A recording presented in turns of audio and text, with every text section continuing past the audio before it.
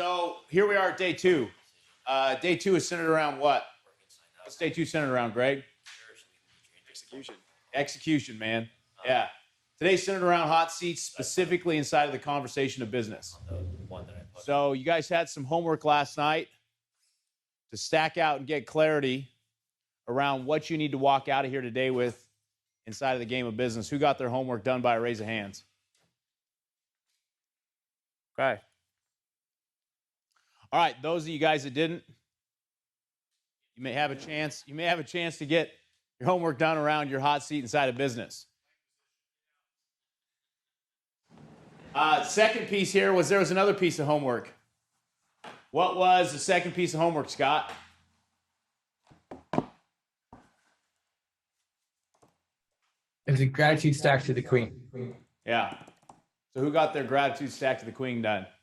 It was Appreciation. appreciation stack, not gratitude. Tomato, tomato. No, big difference. Yep. I sent my wife the appreciation stack this morning, Yeah. and my revelation was gratitude and appreciation can seem the same, but it's different. When you show someone appreciation, you have to actually think about what you see in them in order to have appreciation. And so she sent back a thing that said, she said, it's always nice to know you are grateful, but you're right. This hit differently. I appreciate being seen for who I am and the roles I play. Good. Powerful, man. So we got our appreciation stacks done. We got our hot seat stacks done, whatever that looked like for you, however you stacked it out and got clarity for yourself. And we're going to roll today. So Coach Garrett will be here around, 9:40, and we're going to launch into business hot seats. Sound good? Yep. Yeah. All right. So let's first open with a word of prayer. Let's circle it up.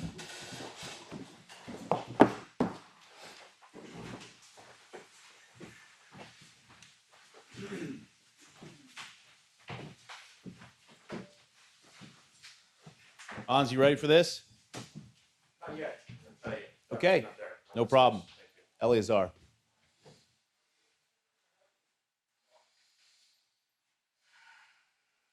Father, today is another beautiful day. Another day that we get to spend together in this place that is so special to each one of us for many different reasons. In this place where we get together to figure out things that we need to do, the decisions that we need to make to continue to live our lives to the fullest, to be able to lead our families in a way that breaks the chains of the past, that creates the bridges, that builds the paths for the future, and that helps us guide our teams and our businesses and ourselves to figure out what's next. Father, yesterday was a great day to set foundation, to reset with what we needed to see for ourselves for who we are today. And as we start this day, we've been thinking about the future, Father. We've been thinking about what we need to do to really figure out life the way it's intended for each one of us.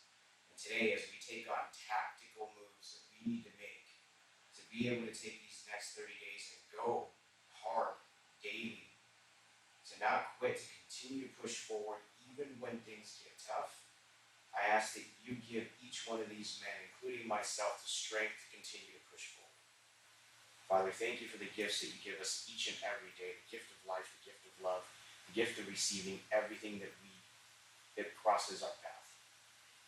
And today, Father, is just one more gift that you've been able to give us with the breaths we take, with the actions we take, with the connections we make in this place that we can take back to our homes and impact lives. In your name we pray. Amen. Amen. Thanks, E. I'm sure all of their answers. But not a big number one. All right. Beautiful. Thanks, bro. I appreciate you. All right. Let's roll. Chuck, front center. Front center, Dr. Foolish, you, I believe on the far side.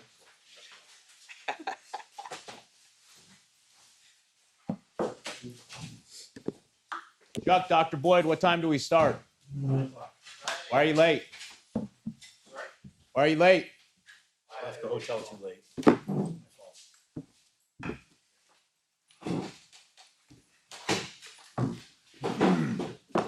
That's my fault. You have a pattern, Chuck.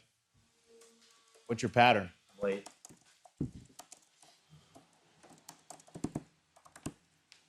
Try and do too much too fast. Try and do too much in a period of time. It always puts me behind. Yeah. How much of what you're doing actually makes a fucking difference? But this, in the morning, I would argue all of it. Feels like it. Yeah. But I understand what you're saying. Yeah. So, it's no excuse. Yeah. So, how does you being late, showing up 5 minutes late, impact your relationship with your wife? She doesn't trust me. Yep. That's it. So the craziest thing happened for me, Chuck, inside of my marriage for years, because I always had a story about I'm really fucking busy at work, and if I told my wife I'd be home at 5:30, I'd roll in at 5:32. And guess what she'd tell me? I can't fucking count on you. And I'm like, well, I was just 2 minutes late. I had to handle this thing at the office. I had a meeting. It was an emergency. Blah, blah, blah, blah, whatever. Yeah. It's good compared to me. I'm like 30 minutes late. Well, sometimes it was 2 minutes. Sometimes it was 30 minutes. But guess what my story was about my wife? But Fuck you. I'm making money. Yep. I'll get there when I fucking get there. Yep. And then she'd tell me, I bet you're never late for your clients. She's right.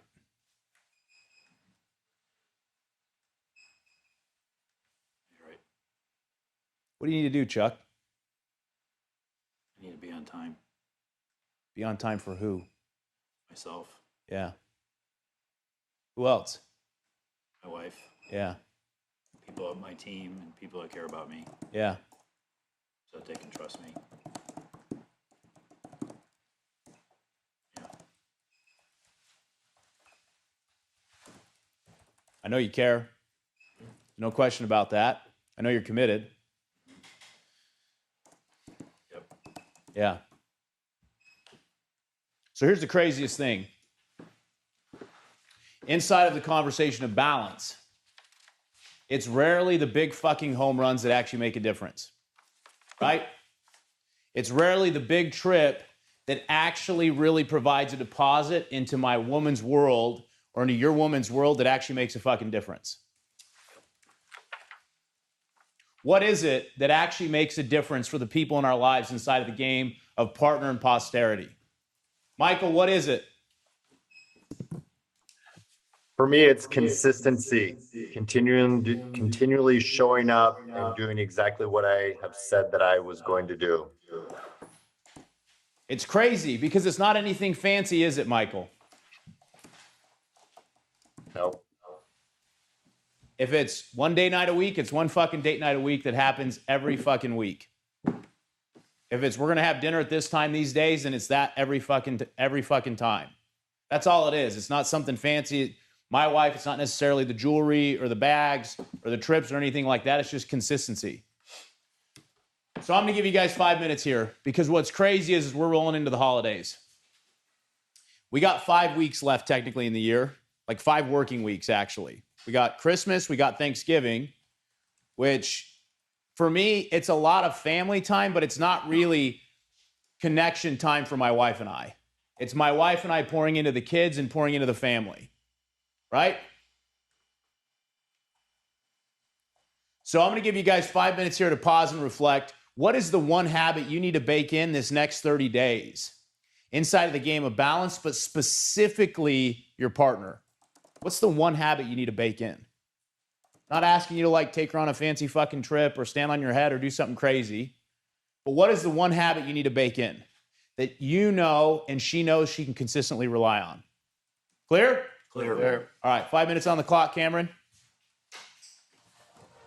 All right.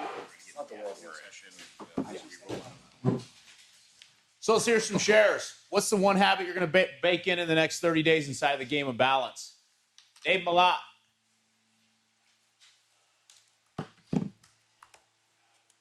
Say that again. What's the one habit you're going to bake in the next 30 days inside of the game of balance? It's a habit we had before but got out of it, and I just Okay. realized it last night when we were talking. Is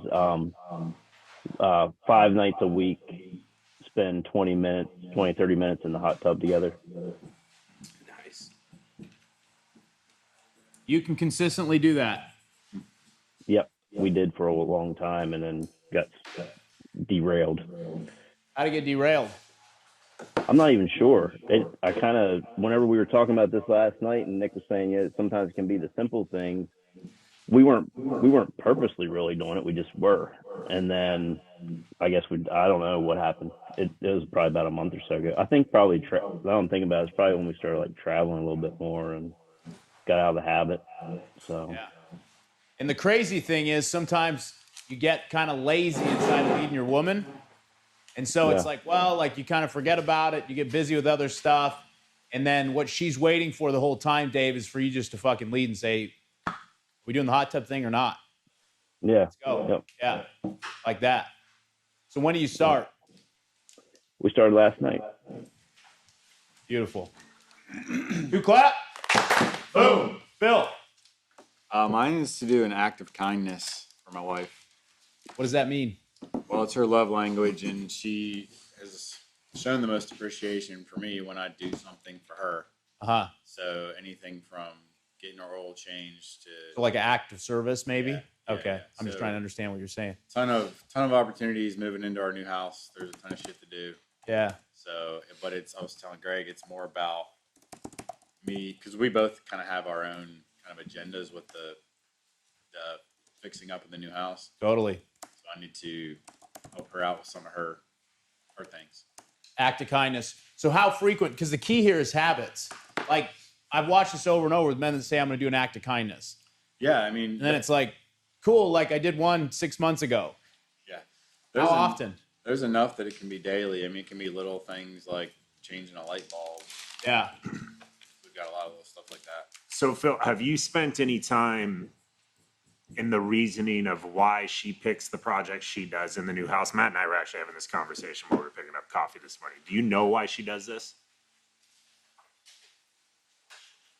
No, I was like, obvious no. Like, I don't know why she does half the shit she does. So I have for years had this giant block with my wife when it comes to, hey, what do you think about putting in new cabinets? Well, why the fuck would we put in new cabinets? They're 12 years old. They look fine. Like, they're good.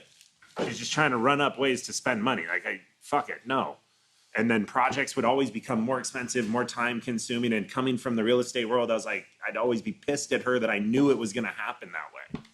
Until I took a step back and realized why she wants to do these things. The home is her way of protecting and providing for everyone that's inside of it. So when she wants to do cabinets, it's not that she saw some Pinterest or some fucking catalog that she likes the white cabinets. Deep down, she has an understanding that if she makes this feel more homey, the kids do better, I do better, the whole family thrives. So what I want you to do is think about, like, why does she want to do these things? Not the actual how, because that's where we all go, the how. Like, oh, how am I going to build the business? How am I going to do this? How am I going to fund it?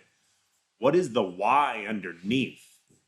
And when you can start to understand the why, now, do I agree to new cabinets and all this right off the bat? No, of course not. But I can at least pull myself out of the situation and understand what it is she truly wants. She wants a better home. She wants to be seen. So I want you to just think about that for a little bit, because the small acts of service are great, but if we actually understand why we're doing them, that level of connection just shoots through the roof from them. What are you hearing, Phil?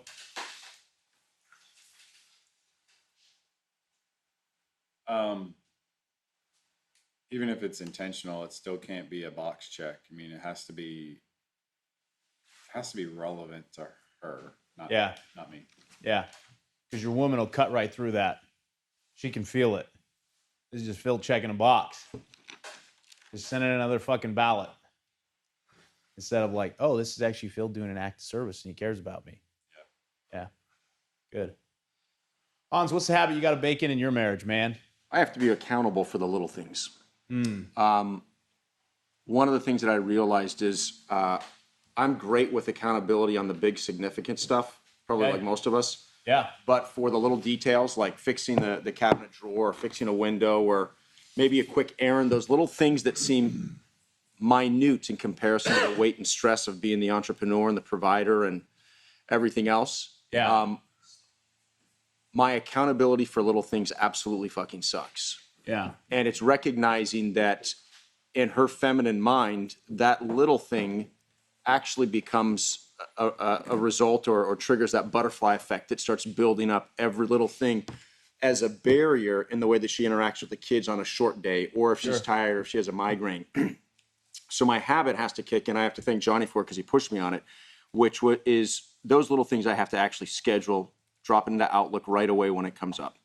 And you know, even in myself, what the other side out of it too, and what I appreciate about this exercise is it made me take a look at, even in some of the body work we did yesterday, my accountability to myself on the little things is just not that great. I just don't put a heavy weight on it, but it'll be interesting to see what happens over the next 30 days, how focusing on my wife on that, and then myself on the little ones, how it just shifts the momentum.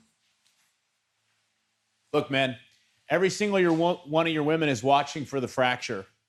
That's why habits matter. Those little things, it's like, hey, Hans, like the knob on the drawer isn't tight. Can you fix it? And you're like, yeah, I'll get to it. And then a week later, you haven't gotten to it. And now how have you become for her? Yeah. You become a fucking liar. Can't fix the knob. How do I know he's not cheating on me again? That was the first habit I was going to put, but I broke that. Good. Yeah. Yeah, that's a big one. That's a really big one. It's real. Yeah, that's a really big one. I thought, you know, what is she going to say? I was going to text her. What's the one habit I can't come up with one? Stop fucking cheating. Yeah. All right, that would have been it. Yeah, stop fucking lying. Well, the craziest thing is like when Hans doesn't fix the stupid knob on the drawer, her mind's gonna go all the way to Hans is fucking around again. Who's doing my knob? Yeah, exactly. Who's doing Hans' knob? Yeah. Yeah, like that. 2 clap. Boom. Forrest, Yep. where you at, man? What are you baking in, bro? Yeah, so I was telling the guys in my breakout, we are just in an insane season, switching between football and basketball and now indoor track. And there's not a night during the week we don't have some type of thing going on where we're sitting in the stands. And so I think what I work through with my group is I really need to move to either a lunch or a walk or something that's not in this box if we got to go to dinner and it's date night. And so I've got so my habit is 7 date activities over the next 7 weeks. That's just apart from the kids and the craziness. 7 date activities. Yep. But the key here for you, Forrest, is specifically you're probably gonna have to do them during the day. Right. Yeah. The wildest thing that shows up for us men as producers is a sense of guilt when we're not working during working hours. Right, Chuck? That's right. Yeah. So for you to schedule an hour or two once a week just to hang out with your wife and be with her is a big deal. Because why? Because that's taken away from time I could be working Right. And why are you working? for her. Yeah. Yeah. So this is the craziest fucking thing we do. I'm working to produce for my family, but at the same time, I won't take an hour or two during the day, during the week, just to hang out with my wife. Makes no sense at all. David, what do you got? You got 2 girls. Yeah, mine actually bled into what happened this morning. So mine was I needed to triage my time. So, you know, as business grows and I have more patience and so forth, one of the things is like, you know, I'm in a high-end service business at the end of the day. Sure. Which means I got to deliver. Yeah. But there also has to be like a personal boundary too. Yeah. So like I'm at the steps to come up, get a phone call from a patient this morning. Yeah. And in my head, I'm like, fuck, like I got to get in the room, but I also need to service this guy, right? So I take the call. It wasn't an emergency. Yeah. I just needed some reassurance. Sure. So the reality was, did I really need to take the call right then and there? No. Yeah. No, I didn't. So it's stopping and, you know, putting in terms of that, of like, okay, putting things in like 3 buckets. Is it emergent? Is it urgent? Or can this wait? The things that can wait, divert it over to my practice manager versus me trying to handle everything as it comes in one after the other. What if they just went straight to the practice manager and then got tapped into you? Yeah. Like a filtering. Yeah, hey, I'll patch you in through the doctor, into the doctor. Yeah. I haven't done that in the past just because I didn't want to be like the typical doctor's office, right? Yeah. Where you get like, you know, I wanted like direct service. Yeah. But this shines a spotlight on things for me, and especially things with my daughters too, because there's times where I'm with my kids and I'm like, hang on, daddy's got to take a call. You know, which echoes to them, hang on, this is more important than you are. Yeah.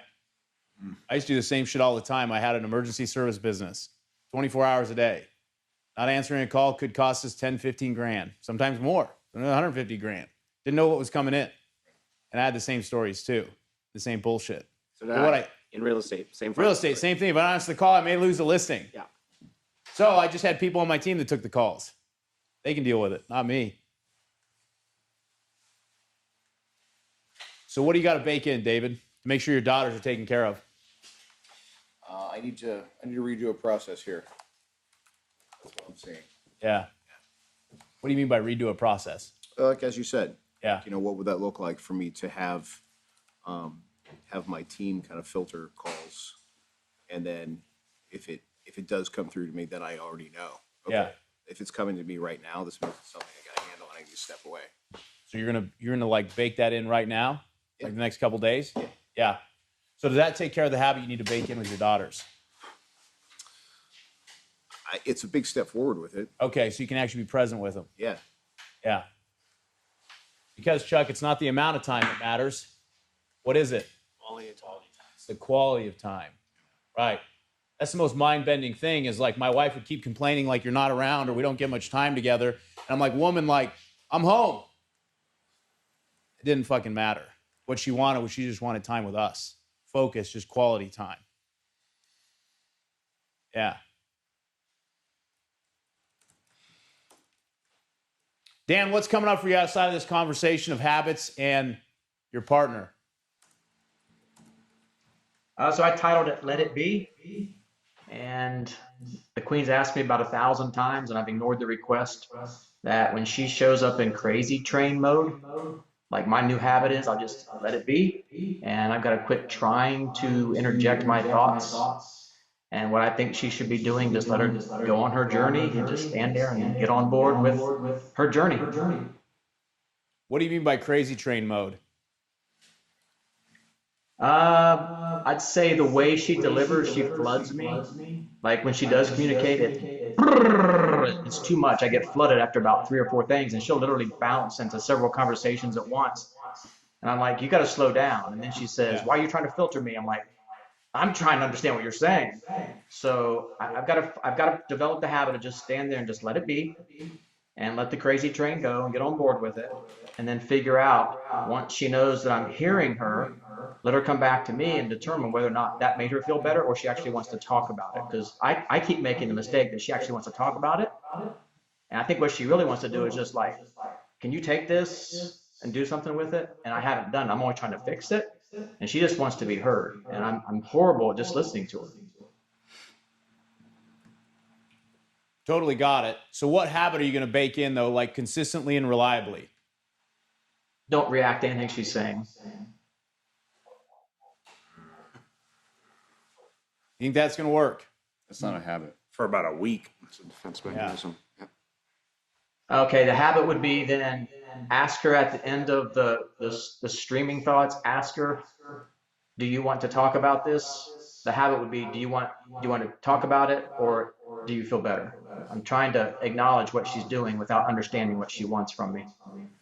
Why do you think she's doing that? The stream of consciousness.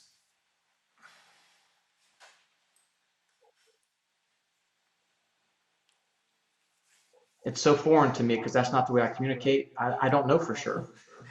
Dan, is this at work or at home? Because she's the CEO of your company, yes?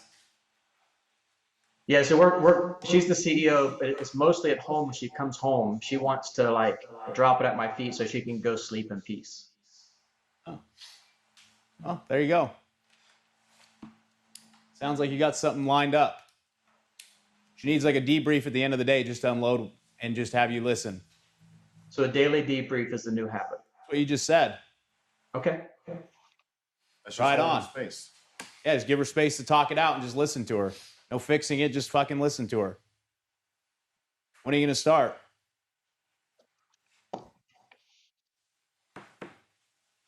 So she's not here right now, so we're going to start this when she gets back on Saturday. Perfect. Why can't you have a call with her Yep, or a FaceTime? yep, every day. So it's only going to work while she's in person? These are my rules. I feel like I connect better when it's face to face. I feel like she's got a lot going on when she's on the phone because I'm always hearing typing in the background. Try it. Yeah. All right. Yeah. And then trust, like every single one of these things that you've been committed to do, there's a high likelihood that your woman's going to fuck with it. Chris, when you try to make change with your wife, why does she fuck with it? She's just testing my resolve. She just wants to know if this is for real this time. I've done so much shit that I only lasted once or twice. She's just like, whatever. Yeah, for sure. You've done 1,000 different things you're going to totally change. Yeah. Yeah, like probably done 1,000 different diets, right? Then she watched you not stick to it. So it's like when you tell her that you're going to do the new thing, she's like, all right, we'll see. Yeah, what's up, Phil? I'm just laughing because like I have to be real like kind of shady about what I'm doing when I get back from a Warrior event because she's like she knows I've been thinking about stuff. Like I can't if I send her the stack like Yeah, she's gonna shake her head like I got to be shady about it. Why do you have to do on Wednesdays? So this is crazy. Why do you have to be shady about it, Phil? Because she knows. Oh, I finally made the effort 30 days later Yeah, to refocus. yeah. Now I'm trying to save it again. You know, it's like this How about strategic? cycle. Better strategic, not shady. Yeah. Whatever. It's show don't tell. Yeah. Like for every man in here, for any of you guys that did Warrior Week, it was one of the things we always framed you up with. Like, don't go home and dump all this shit on your family. Show them. Don't tell them. Like we still get in that habit with employees, with our wives, with our kids. If any of you guys have, I mean, for all of you who do have kids, your kids are in that habit right now. Dad, this is what I'm going to do. Okay, good luck. Show me. So we have to be the same. What we request of them, we've got to do.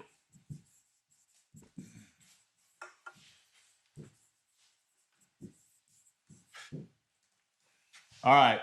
So Phil, what you're describing is you have to hide it because you come home and you tell your wife you're going to do all this miraculous shit and then you don't do it.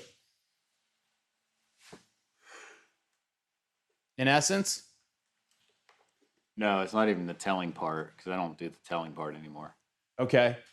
And what is it? It's just the obvious, like, oh, he's coming back changed. It's not a bad thing, right? Sure, It's yeah, yeah. Coming back changed with intentionality. Yeah. But it's more so the, like you were saying earlier, a trusting of the, is this going to be consistent? That's right. That's why we're talking about habits. So I'm going to give you guys 5 minutes right now. I don't care if you put it in your fucking calendar, if you write it on an abacus or whatever you do it. You're going to write in right now, whatever you committed to, you're going to put it in your calendaring system, wherever it is, so you can actually have a consistent habit in place. So I'm going to give you 5 minutes right now to get it calendared out. If you need to schedule something with your wife, I don't care what it is. 5 minutes on the clock. Get it scheduled right now. Clear? Clear. All right. So you guys got them calendared. Put on wherever you need to put them on so they're going to happen consistently. Because we're going to enter the vortex here in like 2 weeks. And then it's just fucking forget about it. All right, Dave Malat. You got a business decision you're sitting on. Yeah. All right. By the way, if you haven't yet, drop your hot seats into the Warrior chat or into Slack. What do you mean the Warrior chat? 1 second. Nick, where do you want the hot seat stacks to go? Send it to me in Warrior Chat, the link to your stacks. If you did one in preparation for Hot Seat. You mean in the app? Yeah. Directly to you? Yeah. So we'll give you guys 2 minutes here. You guys know how to get into Warrior chat on the app? Not really. I don't know how to send it directly to Nick. Just copy it. All right, put them in the Slack. I'll figure out the easier way. Put them in the Slack channel. Just copy it. I'll have Sammy put me in the Slack. Okay. Copy copy the link and then stick it in there. I just did it as Yeah, drop them in Slack or in Warrior Chat, either one, and Nick will pick them up. Give you guys just 2 minutes here to get it sorted out.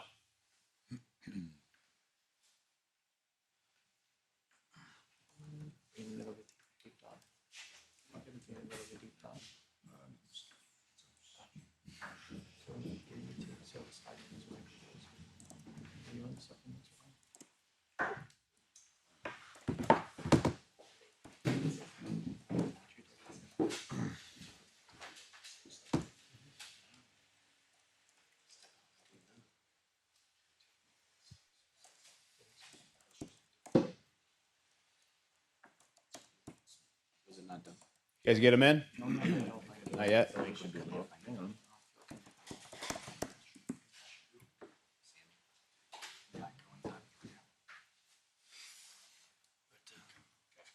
Good.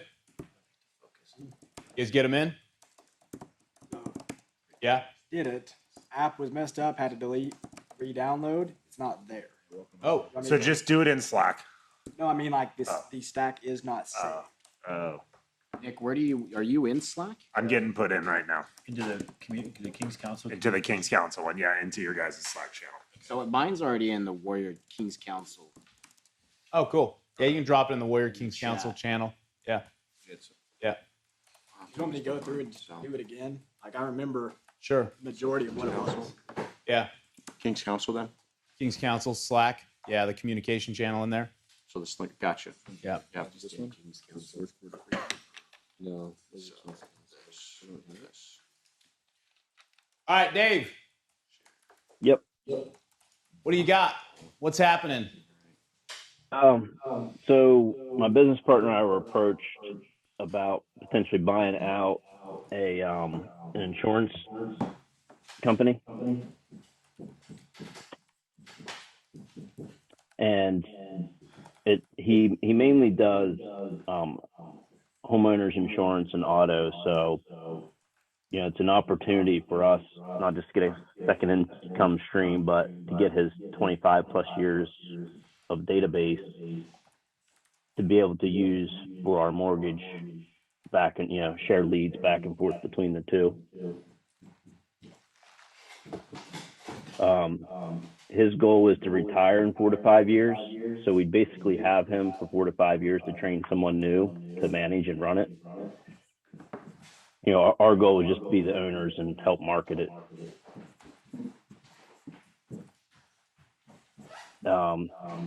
He does have an assistant there that pretty much knows how to do everything. So we do have her as well. It's basically just him and her right now. He's just been coasting for the last few years. He's just kind of burnt out of running the whole thing. So he can have us run it for him, take over the business side of it, and him just do his thing.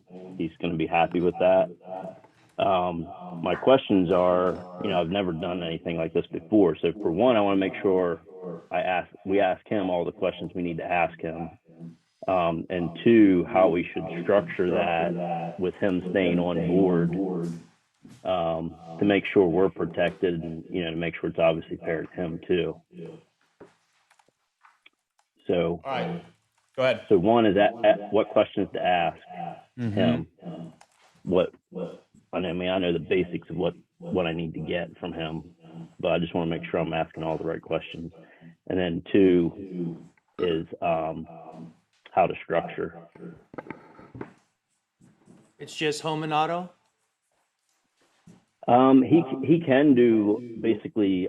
He's licensed and to do all other types of insurance too. He just doesn't focus on those. So he can do life insurance, disability, Medicare, health insurance. He has the whole gamut, but he's not focused on those. So that's something else down the road that we would be looking to probably, have other agents in there to handle each one of those types. He did have a business partner before that was handling more of like the life insurance and the financial planning, but he bought him out and he just kind of let that part of it ride. So he's the only owner of it? There's no partners? Yeah, it's just him. Has he given you an idea of what the renewals are like for home and auto? Like the revenue? 150 per year for reoccurring. He didn't give us the numbers yet of how much new business he's making per year, but it's, from what he said, we're going to ask him, but from what he said, I think he's making about 200 in new business per year. So 150 renewal and 200 per year new? Yes. And that's with him just coasting, no advertising, marketing, or anything. He should not have that high of a dropout rate. Yeah, it doesn't make any sense. Like if he's bolting on 200,000 of new each year, his 150 should be going up to 350, or maybe not 350, like maybe 300 to like 4 something. He should be able to show a graph that as those renewals, as those new people are coming in, the renewal revenue is going up, especially now with insurance Right. being so much. There's something off with the numbers.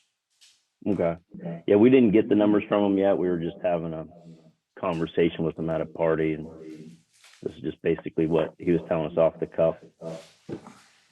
So let's back up, Dave. You're in the mortgage industry. You and your partner are in the mortgage business. You get approached by a gentleman. I assume you guys had a relationship with him. Yeah. How long have you guys known him? I've only known him maybe 4 or 5 years, but my business partner's known him for a long time. I'm not sure how long, at least probably 10 years. They actually live in the same neighborhood, and they hang out together. They're not like best buddies or anything, but You guys have known the guy for 4 or 5 years. Have you guys done business together? yeah, we send them referrals from our mortgage business. Okay. They perform well or no? Yeah. Yeah. Okay. So he approaches you guys at a party and says, "Hey, you want to buy my business?" Yeah, he approached us about 6 months ago, just brought it up casually. Yeah. But just beginning of this week, he brought it up again. So, once we told him we might be interested, I guess he started stewing on it a little bit more, and now he's getting, I think, a little more serious about it. So, and he knows we'll take care of it. Yeah. How are those leads coming in now? Does he have an automated sequence? Are they referrals? Or is he like what is he doing to get that business? Because if he's doing something actively, it's going to take away from what you're doing on the mortgage side. Yeah, he's not. He says he's not doing anything actively. He says just, from him being in the business 25 plus years in the area, that he's just taking whatever business comes to him. Call-ins and referrals from past clients, things like that. But he's not really out there actively pursuing. So we know we can grow it. Why does he want to leave? Is he just old and want to retire? Yeah, he wants to retire in about 4 to 5 years, and I think he's just burnt out. He's kind of, the last few years, he hasn't really done anything actively to try to grow the business. It's just been stagnant. Yeah, I see a conflict between what he's saying and like if he's burnt out and he wants to leave in 4 to 5 years. Like if I'm burnt out, I want to leave in 4 to 5 days or weeks. Yeah. Did a lot of acquisitions in totally different industry, but most of the people that were interested in selling weren't really interested in selling. They would have a casual conversation or two over the course of 6 months or whatever. And a lot of times that led to a few years or just getting stale. So, I think you want to do as much as you can possibly do to gauge his seriousness of actually selling. Otherwise, you're going to waste a lot of time. Bingo. Yeah. And really that comes down to putting a price in front of them. Yeah. Because they will go away immediately or up the frequency of the conversations much quicker if you get to if you start talking numbers really quickly. What do insurance books trade on? So if he's got 150K in renewal, which is basically what his book's worth, what does it trade on? 2 to 3 times number. 2 to 3 times that number. Yeah.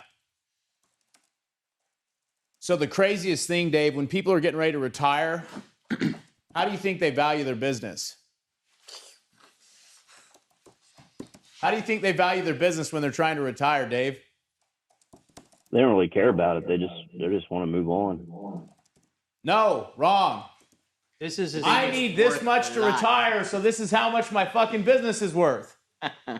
Really? Not based in reality. Really? Oh, the actual Your value. business is The worth actual that. value. I thought you meant how they value No. having. Where do they come up with a price? Oh, price. Yeah. Yeah. Oh, yeah. They're going to be high. It's going to be Yeah, high. whenever for they're sure. whenever they're ready to retire, they think their business is worth whatever they need to retire. And you ask them how they came up with that number, and they just tell you that's what I need to retire, and they try to work some backdoor deal with you. So how do you find the right multiple? Like, how do you know that? The market says that these books trade for 2 to 3 times earnings. How do we know that? Yeah, but there's There's resources you can go get what the average multiplier is per industry, per company, and then there's homework you got to do. Like right off the bat, John nailed it. That doesn't make sense. Well, I agree, but if the numbers were true, there's a whole lot of fucking opportunity to make. Yeah, I'm not saying yeah, this is yeah. that this is not a bad opportunity. What I'm saying is that there's a lot of clarity that needs to happen. So you can go to bizequity.com and you can get an evaluation ran on the business that has a lot of different factors. So when you're looking at a business like this in financial services, it goes beyond the numbers. You've got to look at what the reoccurring renewal is, how long those policies been in place, the age of the client, right? Because if this is an old practice and you've got a bunch of 80-year-olds in there, 70 plus, this practice is going to fizzle out in the next couple of years anyway. Yep. So that has a factor that has to be discounted from what the revenue is. Dave, I got a question for you. So when we talked at WarriorCon, you were talking about moving your family. Is that right? Yeah, we're thinking about it, looking into it.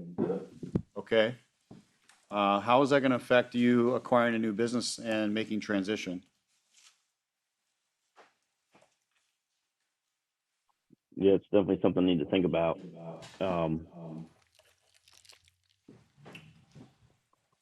Because if you're not boots on ground in a transition period because if this guy goes AWOL I've seen a lot of different scenarios in transition periods. And so those are the most crucial time periods of when you go to acquire a book of business, when you start changing culture and introducing your systems and processes. A lot of times these business owners, they're used to being a one-man show or they're used to running their own commando operation.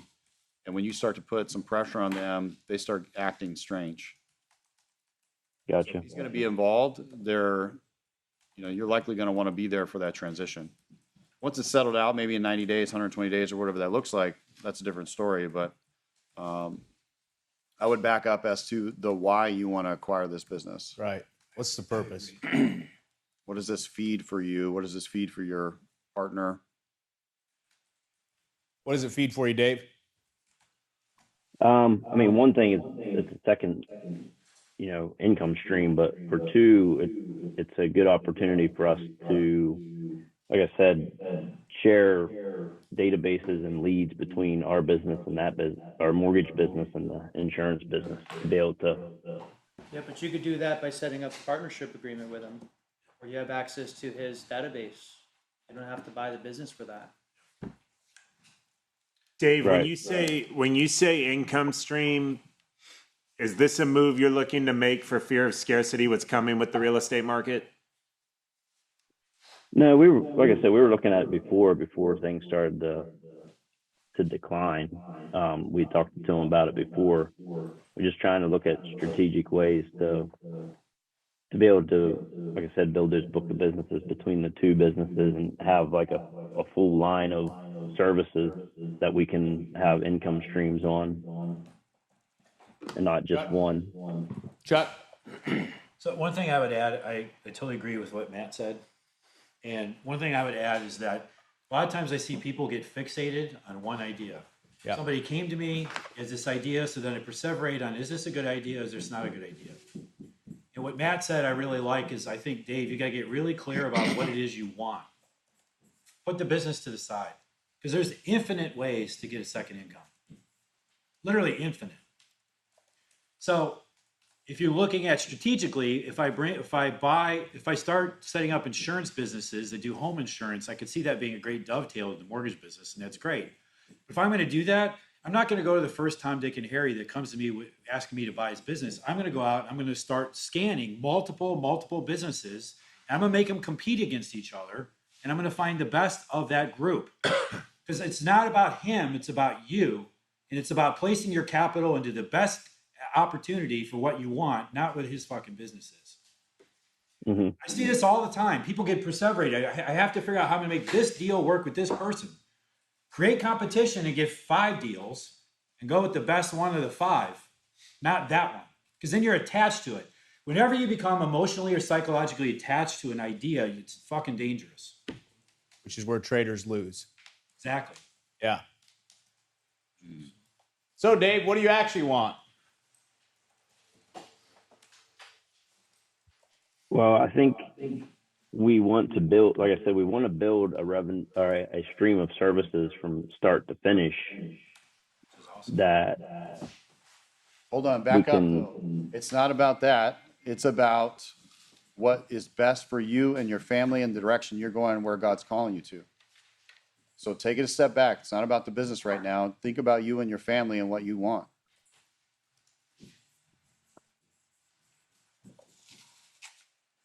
You guys talked about moving, okay. Well, what is it that you want for your family? What do you want for you? What does freedom look like? Do you have a number in your head of what you think if you made this Hold on, move? let him move through this one.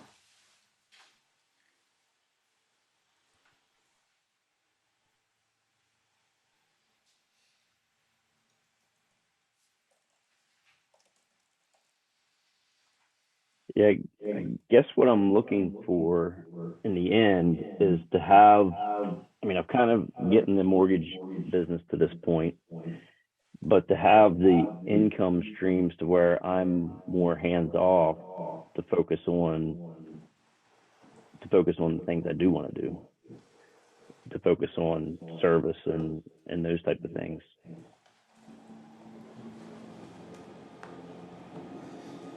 Okay. So what is that stuff that you're trying to do? How much time do you want to allocate to it? And how much income do you need to support that? Yeah, that's something I haven't evaluated. Because if you start there, that makes the decision, what I refer to as a DMF or decision-making filter, the process of going through that really quick.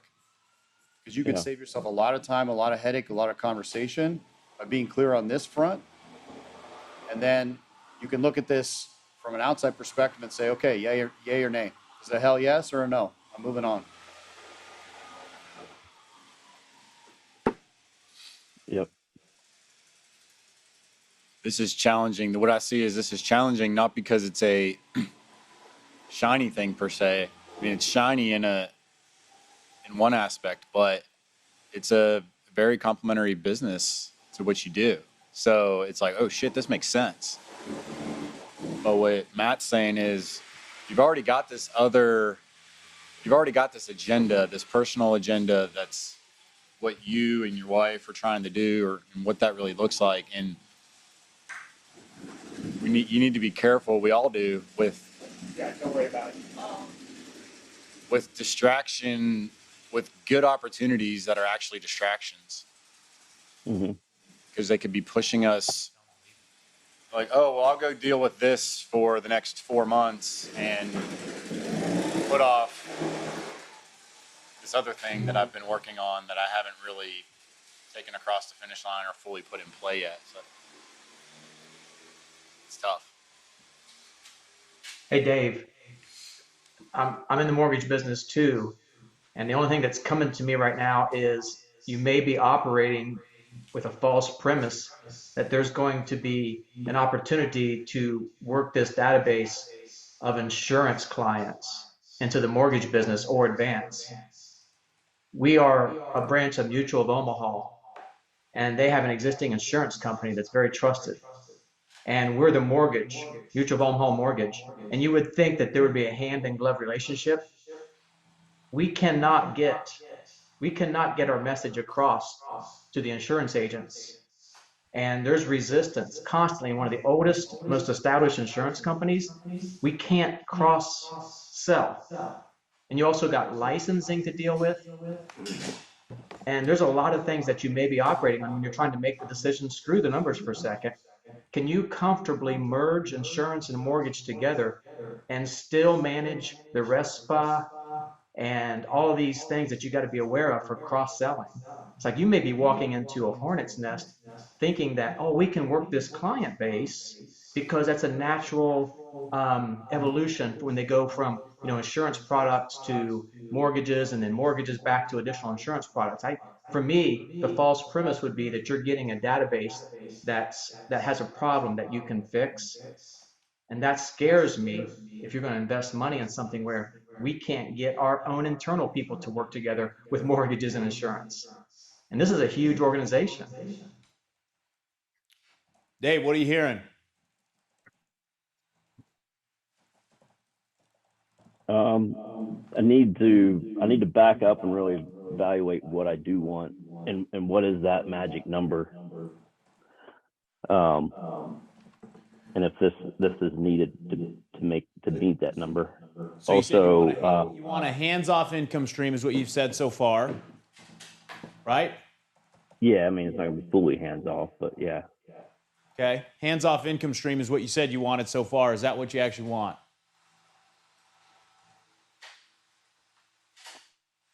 Yeah, yes. Okay. So you want that. And then how much? How much hands-off that, income? Yeah, that I don't know. I need to back up and look at that number. Because the craziest thing is I watch this happen over and over with companies is Nick and I work with a client right now. They got really successful in one industry and making insane profit margins, multinational company, and the CEO starts buying up other companies before I got involved and before Nick ever got involved. So when I get involved, they have 6 different companies. They've got a manufacturing business, and then they've got a marketing business, and then they've got some kind of technology business, and then some other manufacturing businesses that don't make sense either. So ask the CEO, what the fuck are you doing? Well, Corwin, when times were fat, we started buying up companies because I wanted to acquire companies and pound my chest and tell people that I fucking acquired companies. Well, guess what happened on the backside of that? Their growth just flatlined because they were too unfocused. So the craziest thing is there's a book written by Jim Collins called Good to Great. You guys heard of it? Yeah, Good to Great. High level, this is it. It's a well-studied data set over a period of 70 years of stock market performance, right? And the synopsis is this. There was 2 types of companies. There was the good companies that performed average, and then the outstanding companies that were great. And the only difference between good and great companies is the great companies mastered one big thing. They mastered one big thing. They weren't a jack of all trades. They didn't have, 3 different businesses that look complementary. They mastered one big thing. So the biggest challenge is once you start to get some success and you start to make some profit, all of a sudden you think that everything you touch turns into fucking gold. And I can tell you right now, at the companies we work with, that's not the case. We have one company that's been successful with this. They have about 700 employees, and it's because they have their one big thing that they've mastered as an organization, which is schedule control inside of construction, and then they just bolt on other things that actually fit complementary and actually increase their ability to control schedules. That's it. And they're earning about 2.5 times industry average net profit right now. Inside of construction, commercial construction, those are some of the most fucking sophisticated buyers there are. How'd they do it? They mastered one big thing. They didn't bolt on all these ancillary things that look cool. They've just mastered one big thing, which was schedule control.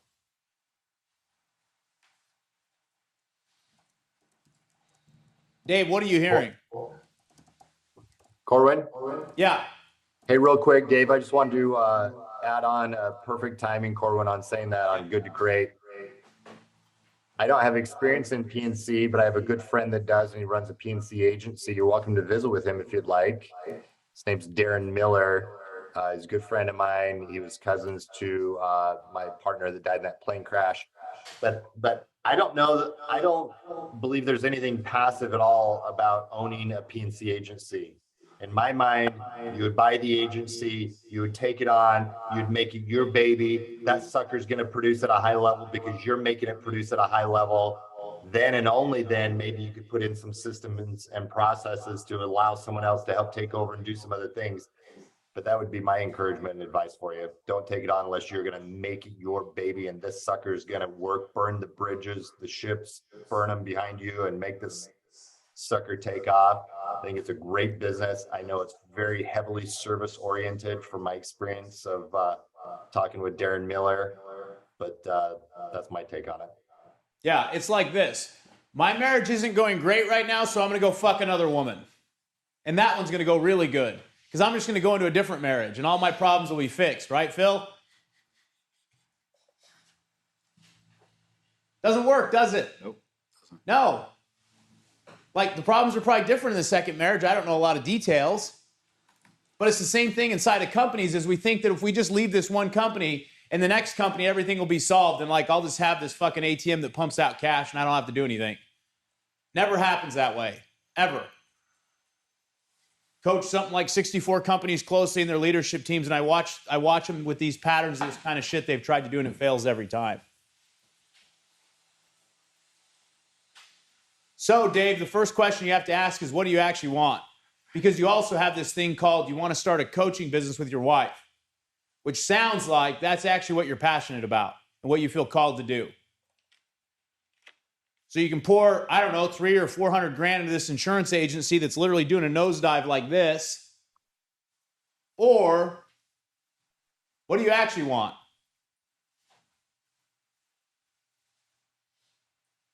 What if you poured 300 or 400 grand into your coaching business with your wife?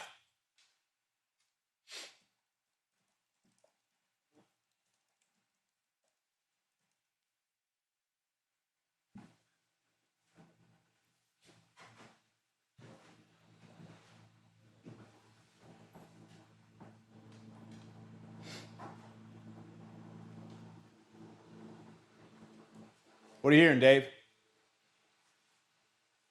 Yeah, I just need to I just need to make sure I take the time to evaluate and take the time to figure all this out of what I really want out of this before we, jump, and how much of my time it's going to take. Yeah. Well, I don't even know what you even want out of this whole game with this insurance company. The insurance company is a solution for a problem that you don't know what the problem is you're actually trying to solve. What you're saying is, I have pain in my body, so I need to take aspirin. But what you aren't clear on is, what's the pain in your body? You got to get clear on what kind of pain you have. AKA, what do you actually want to solve for? This insurance company may not even be an option once you get clear on what you actually want. Because to me, it looks like a big fucking distraction and a pain in the ass. Honestly. And a waste of time bigger than that. Because I've been in these deals before where someone's getting ready to retire, and every single time when you actually pin them to a number, it's absurd. And then when you ask them where they came up with their number, Phil, what do they tell you? That's what I needed. That's what I need. That's what I need to retire. And it's like, cool. Good luck. But you've already wasted all this time and energy instead of building the fucking business that you already know, which is mortgages. You know how to fucking win in mortgages. You don't know how to win in PNC. Never done it. Maybe you could win in PNC. You're a smart dude. I have no doubt. So here's what we're going to do. We're going to take 5 minutes. Everyone sent their hot stacks in. Yeah. Got 6 of them. Okay. Well, I'm going to give you 5 minutes here. What do you actually want out of your business? You got your hot seat issue. I need you guys to get really fucking clear. What do you actually want? And that's where we're going to start. So we're going to give you 5 minutes here on the clock to get clear yourselves. What do you actually want? Clear? All right. So let's check in. Chuck, what do you want? What's your hot stack around? Now that you're clear. 1 sentence or less. How to take my business and convert it into passive income so I have more time to How to turn your business into passive income so you can focus more time on trading. Got it. Hans. Framework for transitioning from in-person events and closing to online presentation sales page. So strategically seduce them. So total flip of a model that I've done from in-person to a landing page and a sales process, like WarriorCon 4, like what, I don't know if you do it, but Alan has done and his coaching that Ed does. So it's just shifting that university format in terms of the way that we present and sell it. So Yeah. instead of focusing from yesterday on the idea of actually building the university, total flip in the last 12 hours of, all right, let's just get what that process looks like mapped out. What I'm really looking for are the containers that I just have to fill.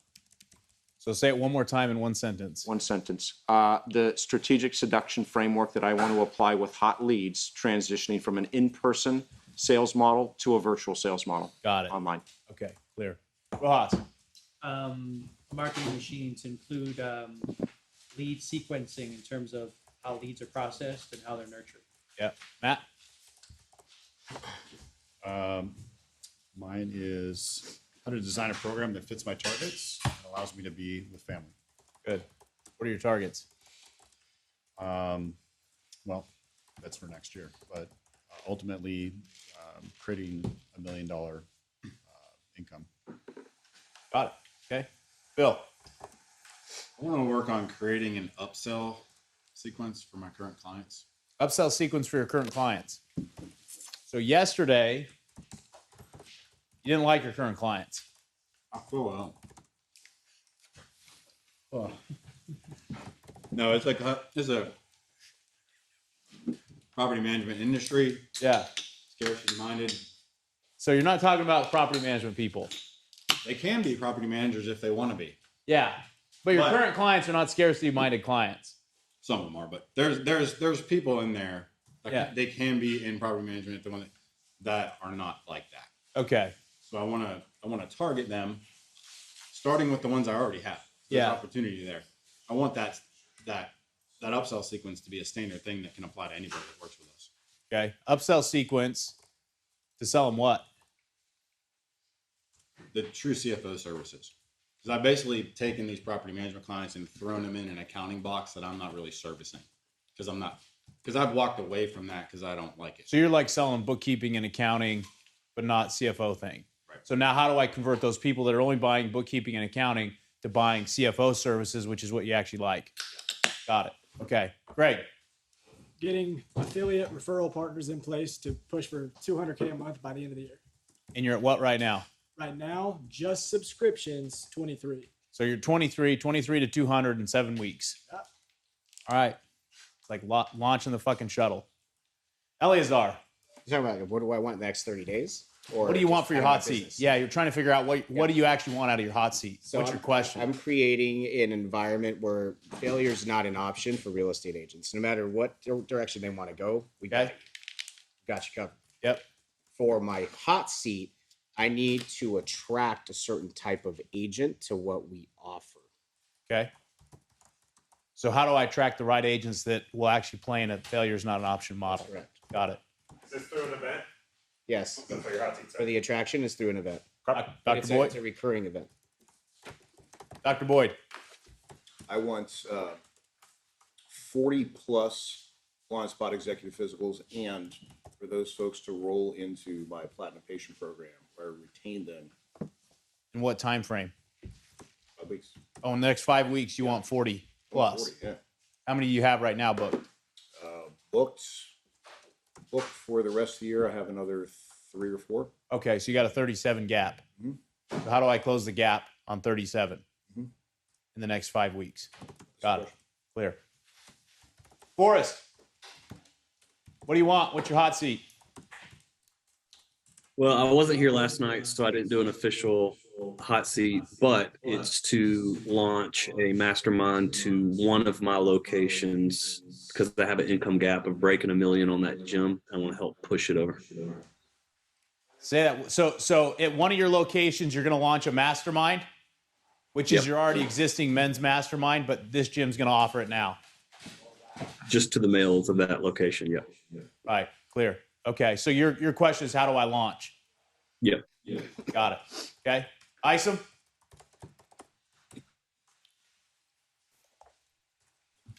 I was just wordsmithing it, and it came down to build the Freedom Protocol while continuing to create at a high level in my current business practice. So not have my current business practice suffer in any way. It actually increases in value while creating this other outside, and then there's all sorts of subcategories underneath that. But that's the big one on top. What's your time frame? I've been working on it right now, so it's being able to continue to create at a high level in my current practice while taking this on. Okay. Good. Did someone just say something? That's outside. Something outside. Yeah. That's some good audio. Yeah, so I'll have all this in place by the end of first quarter next year. Perfect. Clear. So we got a timeline around it too. Yep. Michael, what is the Freedom Protocol? Well, it has to do with the medicine journey work, but that's just since WarriorCon and my wife's relationships expanded into more coaching prior to going there and more coaching afterwards for them to maximize the experience. It's not just the experience itself in the medicine, it's actually what you do with it afterwards that has more value than the experience itself. Integration. Yes. Beautiful. Clear. Good. All right. Phil, you ready? Yeah. Hot seat, bro. Let's get the hot seat. Bring the hot seat up, Nick. For Phil. Am I able to do that? Come on up, Phil. Come sit in the hot seat. Get you a mic. There's clips in the. Well, these are clip mics. Clip mics would be better, yeah. Clip mics.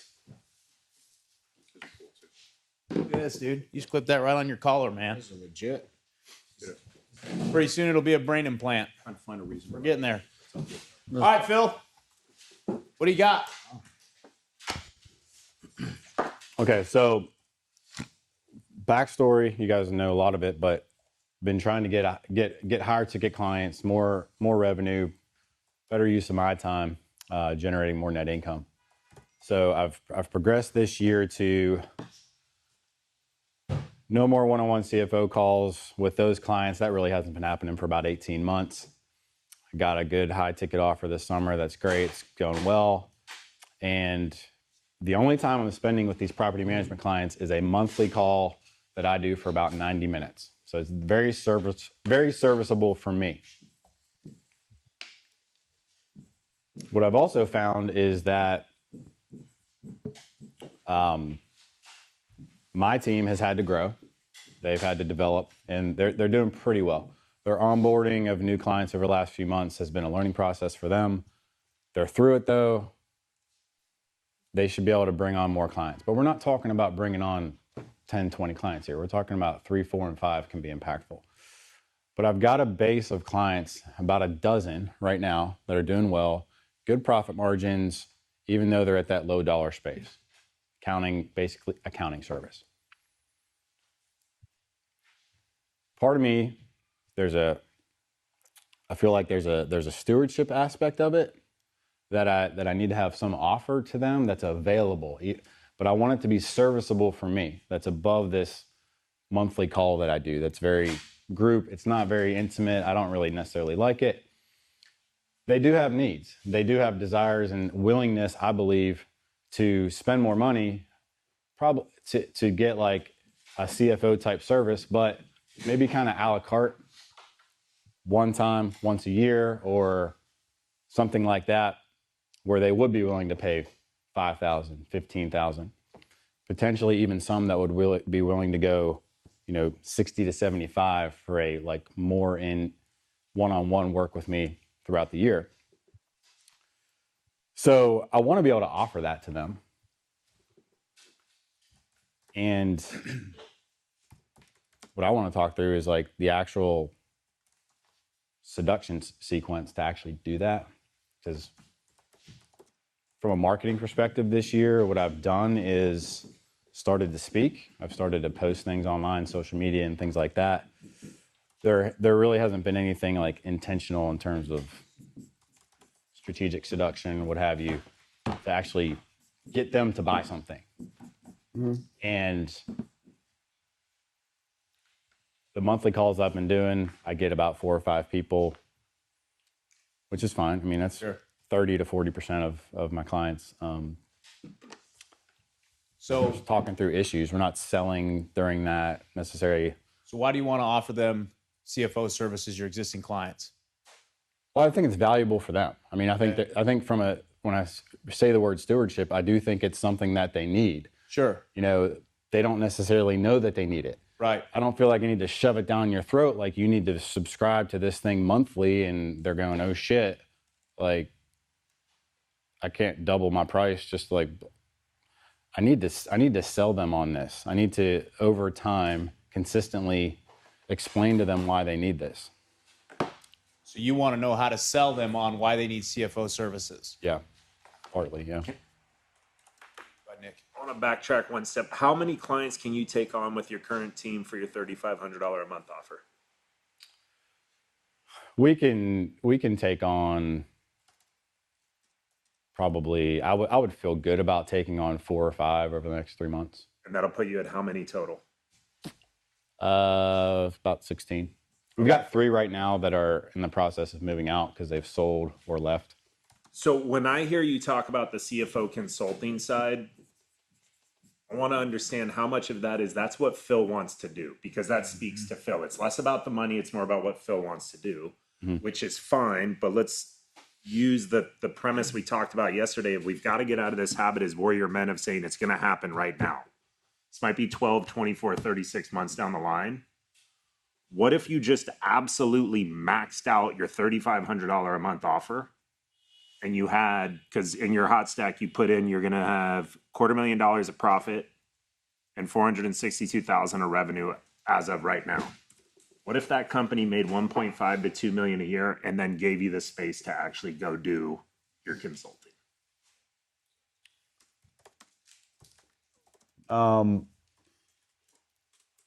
Okay, so another piece I'll add to that is, so we brought on 3 clients in the last 2 months. It has sucked time and energy from me. I feel like it's been valuable because it's given them the ability to see this onboarding process, working with Greg about automating, trying to somewhat automate some of these tasks and things like that. I think they're more equipped to take on that 3, 4, or 5 over the next quarter. But to double it, I feel like if we were to really put the gas on and try to bring on 6 in the next 2 or 3 months, I think that would kind of break the system. Break it potentially, yeah. Just fine lines there. I mean, part of it also is making sure I bring on the right kind of client. You know, I'd say definitely 2 of the 3 clients we brought on recently had some issues with them, just in terms of how they wanted to set up their system and stuff like that. What's your top line revenue for your company? We're on track to do about 750 this year. Okay. And then 250 profit on that? What I put in that 250 is just from these property management clients. So it's just gross. There's stuff below the line, operating expenses and things like that. But there's not a lot to service that. Then there's about another 100 that I'm getting just from CFO level consulting. So what's the profit? I'll make about 250 this year, but I've got 175 in development, you know, training, new hires, things like that. So to grow the team, to build a system, to do all the things. Okay. And your goal is what? Well, I've kind of reassessed that goal, not in the sense of like what I want the bottom line to be. I want to be able to make 500,000 next year. I mean, that's kind of been like the next like benchmark for me since my first call with Garrett. It's like, all right, well, let's get to 500. So what are you willing to sacrifice in order to achieve that 500? Is it time to build inside your 3,500 clients, or is it through one-on-one? So that's a good question. And I think part of that is the sacrifice has occurred this year, to develop my team to be able to take on more clients within this industry. That's part of the reason why I'm still talking about this shit. It's because like walking away from it in certain ways hasn't felt right. And as I sell, because I'm handling all the sales, people tell me, I'm like, we're coming to work with you for you. Yet I'm setting up a process where as soon as this sales and onboarding is done, I'm out of here. Even to the point of I'm done at onboarding at this point when it comes to the accounting side. Just signed somebody up last week, and I told Austin, I said, Austin, you send the contract, you send the invoice. I need to step away at this point. Now, I told the guy, there's other opportunities to work with me directly. Let's get you on board, and then we can talk about that stuff later. That's kind of where I left it with him. But he told me, like, I'm hiring you because of you. There's other people in this industry that do similar stuff. So if they want to just work with you, then how much do they have to pay? Well, that's what I need to. So I've got a couple ideas on how this would work for the upsell. There could be probably potentially three types of offers that I came up with that are more like one-time commitments in the $5,000, $15,000, and up to $75,000 range. Haven't hashed out what those all are, but it would have to do with just setting up like an annual budget and a check-in every quarter to a 3-month deep dive and full assessment of your business to a work directly with me one-on-one for the entire year, and we're going to completely change the game inside your business and your personal finances. So we got annual 75K. What's 15K? Probably like a 3-month deep dive. 3 month. What's 5K? That'd be like an annual review and budget process, like a 1-month thing. All those are you delivering? Well, actually, on the 5K, I could probably integrate my team into that, setting up a budget and things like that. That can be systematized, but initially it will be me developing that. Really not that hard. So out of those three, what's the percentage that you can walk away with after fulfillment? Like, what's your take home at a 5K? If you were to systematize your 5K, team does it. What do you make out of each 5K? $1,000, $2,000? Phil, personally. It would be more like, I'm talking 75% on this kind of stuff. Okay. Because I'm making about 60% on the accounting service. So here's what I want you to say. You want $500K cash. You don't want to grow the $3,500 client base much more, but you're only going to make approximately $250 this year. So we got to come up with $250K more take-home cash. I'm probably already on pace to make $400 next year because a lot of these one-time expenses from this year are not recurring. So why are we only worried about $100K? Why is your take-home target not higher? What I would like to do before I start focusing on another 15K a month client is to maximize opportunity that's already sitting there. Set up a sequence, set up whatever we want to. I don't even feel comfortable saying this shit. Say it, Phil. Seduction. I want to know that I'm maximizing what I already have before I step into other spots. What's the capacity of your team right now? From the accounting side, they're good. I mean, they can take on those 4 or 5 clients that we bring on next quarter, no problem. 4 or 5 clients, so 14 to 17, 14 to 17. Yeah, like if we continue to get new clients through the avenues that I have going right now, I'm comfortable with that. They're comfortable with that. How much time do you have in those 3,500 clients? Me personally? Yeah. That's where I'm only spending a couple hours a month on those calls. All right, Phil. How many people do you have in your book of business that can spend the 5K or would spend the 5K right now? 12. 12. Okay. That's the total opportunity. 60K total bucket. That's the max, yeah. 15K. Probably 3 to 4. So 45K. And these wouldn't compound. Right. Maybe 1. Maybe. Yeah. So you got like roughly like 180K possible but more like 120K because it'll wash out at some level. Yeah. Possible. Fair. Yeah. So what are you waiting for?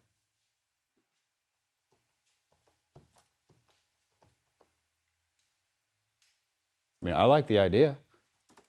What do you need to do? Well, what I want to talk about is the How do you seduce them? Yeah. What's yeah. the sequence to get them in and upsold to these offers? Yeah. Mm-hmm. What's the dream outcome that you're selling? What's the promise to these guys? All of them. Go to a new page and then have Phil draw it up there. Here you go. What's the dream outcome? Or pretend we're all your client, and you are promising us something. What are you promising us? This, by the way, goes for all of you. Yeah. If you are not ironclad clear about the dream outcome that you are promising, no matter what the product, the service, the software, the experience that you're promoting, pitching, selling, offering, it's going to be confusing. Because the product, the promotion, how many times you meet with them, how many times you have, all that's irrelevant. Those are details that will sit in a certain bucket. What really matters is the place that we're going. What is the place that we're going? No one can afford your services nor cares about your services. What they want is the place that you're promising them they can go. And in the context of promising where they can go to where they are right now, the price itself can change. Somebody who would only be willing to give you 5 now will give you 150. Mm-hmm. So where we're trying to go with you as a business owner is we're trying to take you here. This is your dream outcome. Now, what your dream outcome is whatever you choose it to be. So if you're making $1 million right now, that might be $5 million. So let's just say it's $5 million. So what is your process to help me uncover my dream outcome? As a client of yours, how would you know what I want besides X? I'm corporate. You come into DKW Styling Salon, you sit down with my wife and our teams, and you're like, I'm going to take on CFO services for DKW Styling. Yeah. How do you get to this answer from my wife? I would ask you, what do you want? And she'll say, well, you know, I just want to make more money and buy more shoes. Okay. So do you know what it's going to take to pay for all the shoes that you want? Sell more shit. Sell more shit. That's what she'll say. Mm-hmm. Okay. Why do you think you need to sell more shit to make more money? You can't get money if you don't sell shit. Phil, I thought you're the CFO. Yeah. Okay. Well, what if you're selling? What is the price that you sell shoes for, or whatever you're selling? Shoes are like Sorry. $1,500 You wanna to buy $2,000. What is the price of what you're selling? Anywhere between $1,500 to $5,000 in our salons, and then outside of that, our programs are anywhere between $5,000 up to $15,000. Okay. So what does it cost you to sell all this stuff? I don't know. You don't know. Okay. No. That's problem number one. Problem number one is you don't know how much money you're actually making every time you sell. Okay. So if you think that you just need to sell more shit, we could be taking you up here to where you want to go, or we could actually be driving you much deeper into Okay, where pause. you don't. What is my dream outcome? You have to give me a dream outcome that is beyond what I think I want. Because if I actually pursued what I think I want, I will continue to have what I currently have. Part of your job is to help me see a vision that's bigger than myself by having you part of my team. You have to reverse the frame on me as an entrepreneur and help me see why having a CFO is the smartest fucking decision outside of having sex with my wife tonight. I want to fuck my wife and I want to hire Phil. Those are the two things I want to do. I don't even care what order. I might hire Phil first and then fuck my wife. That's what I want. Actually, hiring Phil will probably let me fuck my wife even more. I want to hire Phil twice if it means more fucking. These entrepreneurs don't know what they want. They have no idea what the fuck they want. They're too busy. Heads are down. They're working hard. They don't know. They don't have time for you to sit around and tell them, well, what do you want? I make a big promise in Warrior. I say, hey, you're going to be free and you're going to have it all. What does that mean? You're going to live in abundance across body, being, balance, and business. I made that shit up. People don't even know. So I give them a new concept, a new possibility, something to move into. Now they get to create what that is inside of it. But this goes for all of you. One of the challenges is that you're sitting back trying to pitch a thing, but it's being pitched into a container in which the person you're pitching to doesn't know where we're trying to go. Got it. They know they need you. They don't even know why they need you, though, because they can't even imagine a life where you exist in their world where it makes sense. How does having you in my world make me more money, get me more shoes? So what's the thing that you're promising? I get done with you and then you get, yes, there's what I want for sure. I'm not saying that that's not part of the conversation, but there's a bigger thing you've got to pitch me on in seduction sequences, which is not, well, what do you want? That won't work in seduction. Well, you tell me what you want, and then I will tell you how to get what you want based upon the thing that you don't know about this thing. No. You have to sell me on a concept. I'm selling a guy on the idea of nearly unlimited power, sex, and money. That he can fuck his wife like he's with a hooker and a stripper, and at the same time, she'll be his amazing partner in life, that she will love his children. They will be partners in crime, that he will be fit as fuck. He will be connected to God. I am selling a destination as an idea. Long before anyone comes in, natural beaded rose, we start selling the beauty of being the girl whose hair gets shared by everyone else. You walk in sexy and stunning. Listen, we can't change your body overnight. We can't change your face overnight. What we can do is change your hair, and in changing your hair, you'll change your life. We're selling a destination. You're going to be the beautiful woman. You are the Victoria's Secret model. You are the prize. So we're giving them. So what is the thing that you're selling on? What am I to become with you? Think about this with your clients that have been successful. What are they arriving at? What are they obtaining from you? You're getting clarity on the numbers behind everything that they do when they operate their business. Okay, so write that down. So one of the things I'm going to get clarity on numbers. As we're going through this, don't just sit here and watch Phil. I want you to start taking notes down and writing shit down about yours, because I'm going to drill the fuck out of all of you. What is the dream outcome that your clients, Phil or Forrest, for your mastermind? What's the dream outcome? So I joined a mastermind, who cares? Michael Isom, I come on to you through the Freedom Protocol, or I come in to work with you on the Vault. What's my end destination? Where am I trying to go? Because that's the piece we're going to sell in marketing. That's the piece we're going to start with. That's the destination, the dream outcome that we're going to get them to fall in love with in the first couple emails you send. We're going to start selling them on this place as an idea long before you make an offer. So by the time we get to the offer is simply the means to the end. Getting a vault is not the destination, Michael Isom. Getting the vault is a means to the destination. Joining the mastermind force is not the purpose. The purpose of joining the mastermind is it will get me to the place that I think I want to go. Part of this, by the way, for all of you is what people want, right? So you've all got to have some kind of process of figuring out what your clients want and prospects want, but we have to make an assumption. That's why you got how many current customers working for you? Or like that are currently enrolled in the programs, systems, or using your accounting services? How many total? 15. So they hold the data right now. Yeah. So interviewing them and finding out what they're after and what they want will give you a clue. For example, Chad, who just brought you on, finding out from Chad, well, Chad, what do you think is going to happen by having me on your team? So one of the things is we're going to have clarity on numbers. What else am I going to get? They want, I'm trying to articulate, they want a partner who, all of them just want to be heard because they have nobody on their team that can talk to them in a like-minded way. It's a sounding board, but it's a strategic sounding board. Okay, so there you go, strategic sounding board. I like that. Chuck, why would you have a CFO, Chuck? Like the idea of hiring or bringing the CFO on or somebody on your team, like, why would you personally? Think about it from your frame. Hans, I'm asking you the same question. You guys have both run large organizations with shitloads of accounting that's had to be done. So answer directly to Phil so they can get you on the camera right for the guys at home. So I bring in a CFO so I can have financial conversations. There's no one else on my team. Just things I talk about, I'm not going to talk about with outsiders, and there's no one else on my team that can actually act as a sounding board and a resource for me to process the things that I'm thinking.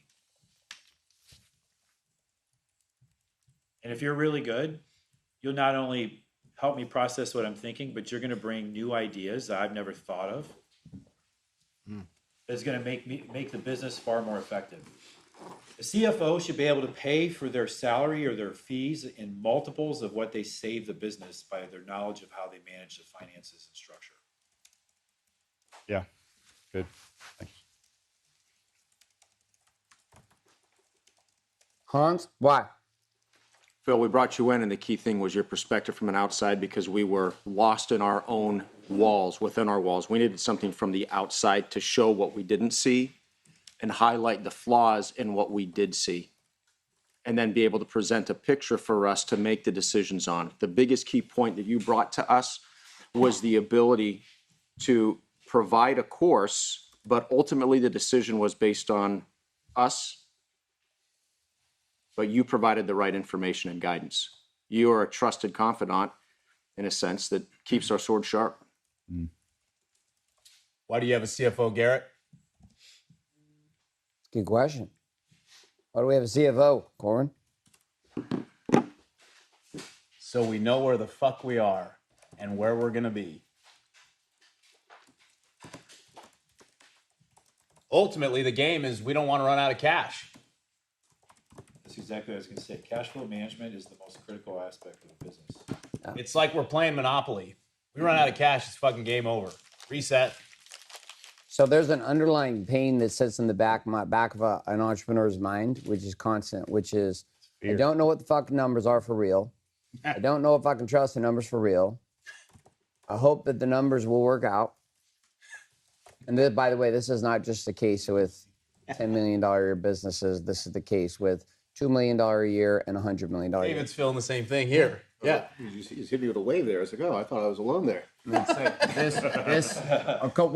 it's one thing. It's one thing when you're sitting in a situation where you got, you know, 30,000 a month run through your accounts. Wait till you got 3 million. Mm-hmm. I had a hotel in Mayakoba in Fairmont that charged my card, my Black Amex, $31,000 4 days in a row. This got paid, went through the system. We didn't even know about it until 7 months later. 7 months. We just found out like 4 weeks ago. Fairmont sends an email. Hey, we've done some accounting. We recognize we accidentally ran your card 4 times. I went to Jeff and I was like, how the fuck did we miss this? He's like, dude, I just thought you guys were out of control. It's honest. Like, well, you know, I can see where you're coming from on that one. I was like, where the fuck did you guys stay? But as an entrepreneur, Garrett, what is this triggering you? Oh, trigger paranoia. I'm going to lose all my money. What else am I fucking missing? So the minute that happened, Yeah. and then there were some other assumptions made Yep. on some money that was spent in different accounts that shouldn't have been spent. Yep. Should not have been spent. It got sucked up into business cash, which had me lose my shit, which then has me question everything I'm fucking seeing. I don't trust any numbers now. I don't trust what people are telling me. I don't trust it. Why? Because the trauma is 2008, 7 into 8, I'm now being told we have no money and I don't understand. How do we not have any money? I've been fucking selling like a motherfucker. How we have no money? What do you mean the money's gone? So true, pure creators on the front side know how to sell, know how to market, know how to continue to innovate and push. The backside, though, there's constant fear, constant worry. So the frame you're getting, Mike, pull Mike Isom up on the big screen, put him on a big camera. Can you just, Michael Isom? You see him, Cameron? Michael G. Michael G. Isom, the amazing glasses. There he is. Michael, talk about this concept of that you and I have been talking about for years around protection equals production. Mm-hmm. Like, what does this concept mean? And Phil, listen to this because this principle applies directly to what you're doing too. Yeah. What is it, Mike? Yeah, well, and to take it back to the code, when we create out of lies, things are temporary, it's short-term, not long-term. And so when we awaken, we're introduced to the code and we start telling the truth and we start creating out of the truth.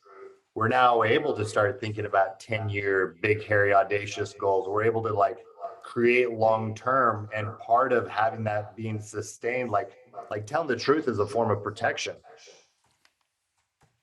And having date nights and saving money and having a CFO and continually doing the work. These are all forms of protection. Having balls, large amounts of cash, having clarity around your uniqueness, your own talents, continuing to do things to protect your courage and confidence.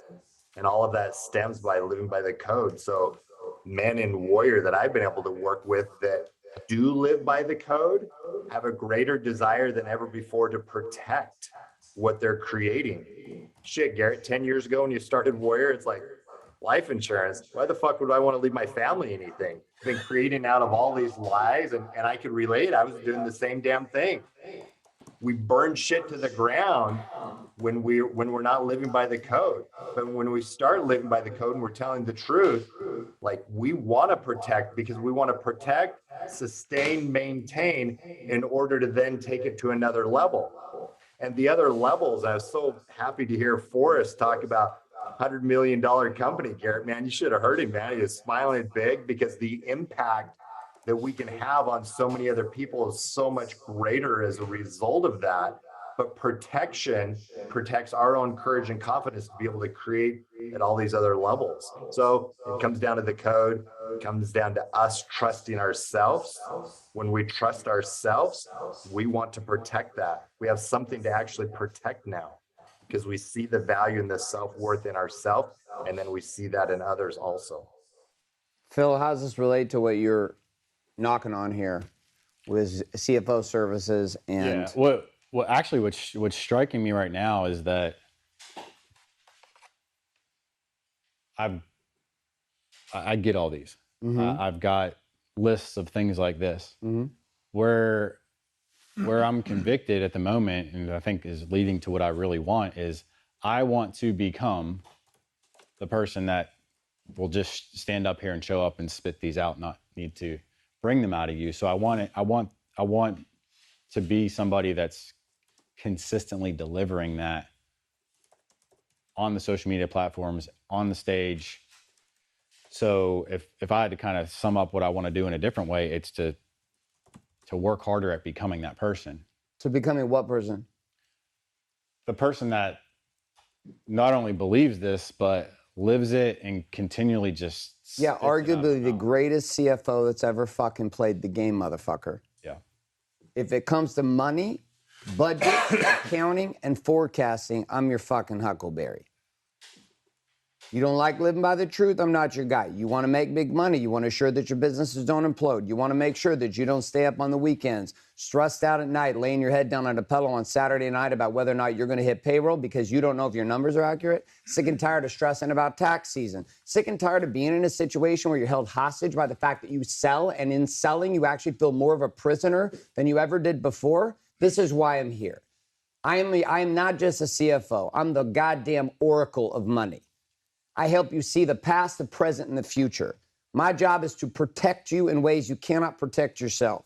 My job is to make sure you not only don't tank this business, but you become wealthy in the process. I am not cheap. I don't work with anyone. If you're a nickel diamond motherfucker, I got no time for you. If you're trying to build an empire and trying to build a kingdom, I may make sense to sit on your current board. Yeah, so something like that. That would be good. Now, but I want you to see what you're selling is certainty. There you go. That's it. The dream outcome that all of you are selling at a certain level to people you hire, to people that you are enrolling as customers, as prospects, whether I'm bringing you in for the vault or Forrest, I'm bringing you in for another level mastermind, or I'm bringing you in for a Tribe Fitness franchise, whatever it is, there is a level of certainty that you are all broadcasting. Elazar, this is the number one. This is what you're selling. You're not selling marketing strategies, tactics. All of those are secondary. Right now, more than anything, they need to feel, these realtors need to feel, oh my God, in a world of chaos right now, this fucking guy doesn't hesitate. He is moving. And even if they don't even know what the hell you're doing, they will trust and lean into that flow of certainty. Same situation, Greg. Same exact situation. The person you're going to hire and bring on as your number one right-hand guy, that guy's going to buy into your certainty and vision. My banks buy into my vision and my certainty more than my finances right now. They'll make moves on us and double down on us in ways that they would not normally do it because of the fact they believe in the certainty that I sell to them about who I am and where I'm going and the track record of what I've already done. But dude, having somebody like you on the right team in the right business, you are invaluable. You're not 150,000 a year, 500,000 a year. 500,000.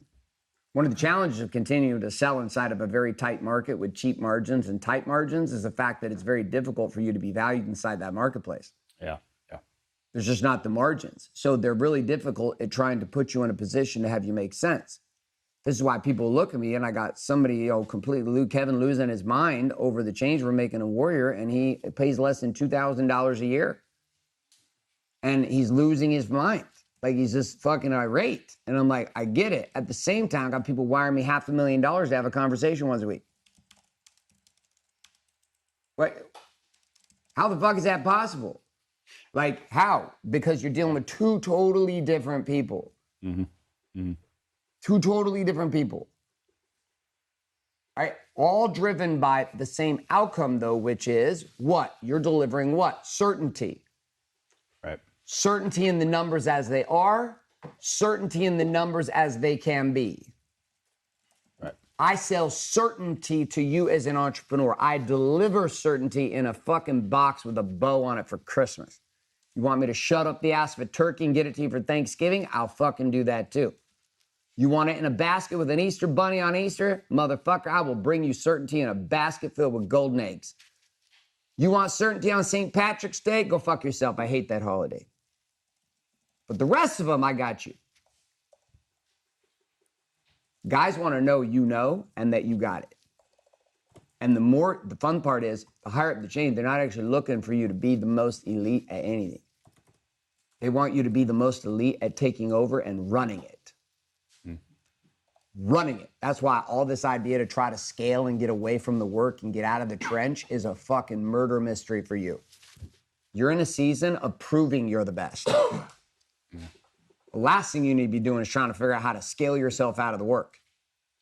You got to get your hands bloody as fuck. You got to prove you can hunt and gut the animal. Eat the fucking heart. Carnage. Beard it up, grow your armpit hair, and put braids in it like a fucking Viking. I don't know if they do that shit. That'd be weird. And what? You may be in this season for the next 2 to 3 years. No release of weight and pressure on you, no release of systemization, nothing. All that can be laid down. The most important piece that you find over the next 24 months is a belief in who? Myself. You, that you can step into Chad's situation and actually make a difference. Not collect money, that you can make a difference. This is what drives my certainty. That's why I sit in situations with people that problems we don't even know if we can fucking solve. But what I know is I'm a climber. I will climb to the top of the mountain. There's no path. I don't give a fuck. Well, the rocks are in the way. Fuck them. Let's try and jump. What if we fall? If we fall, we'll just keep climbing. We'll climb back up the backside of the mountain. There's no option of not getting to the top of the mountain. That's the mindset coming in. There's not an option. This is not we're going to try. There's not we're going to maybe get there. We're going to fucking climb this mountain, period. And as I'm sitting here, the more you can deliver that certainty to me, the more that I believe and your value goes through the roof, because the more I believe you've got my back covered, the more I can hunt on the front side. The more I can buy on the front side, the more I can move and do the thing that I actually want to do, which is not sit around and worry every day whether or not we're going to be fucked in Texas. Dude, you are selling one of the most invaluable services to companies that have momentum. If a company does not have momentum, you're an expense.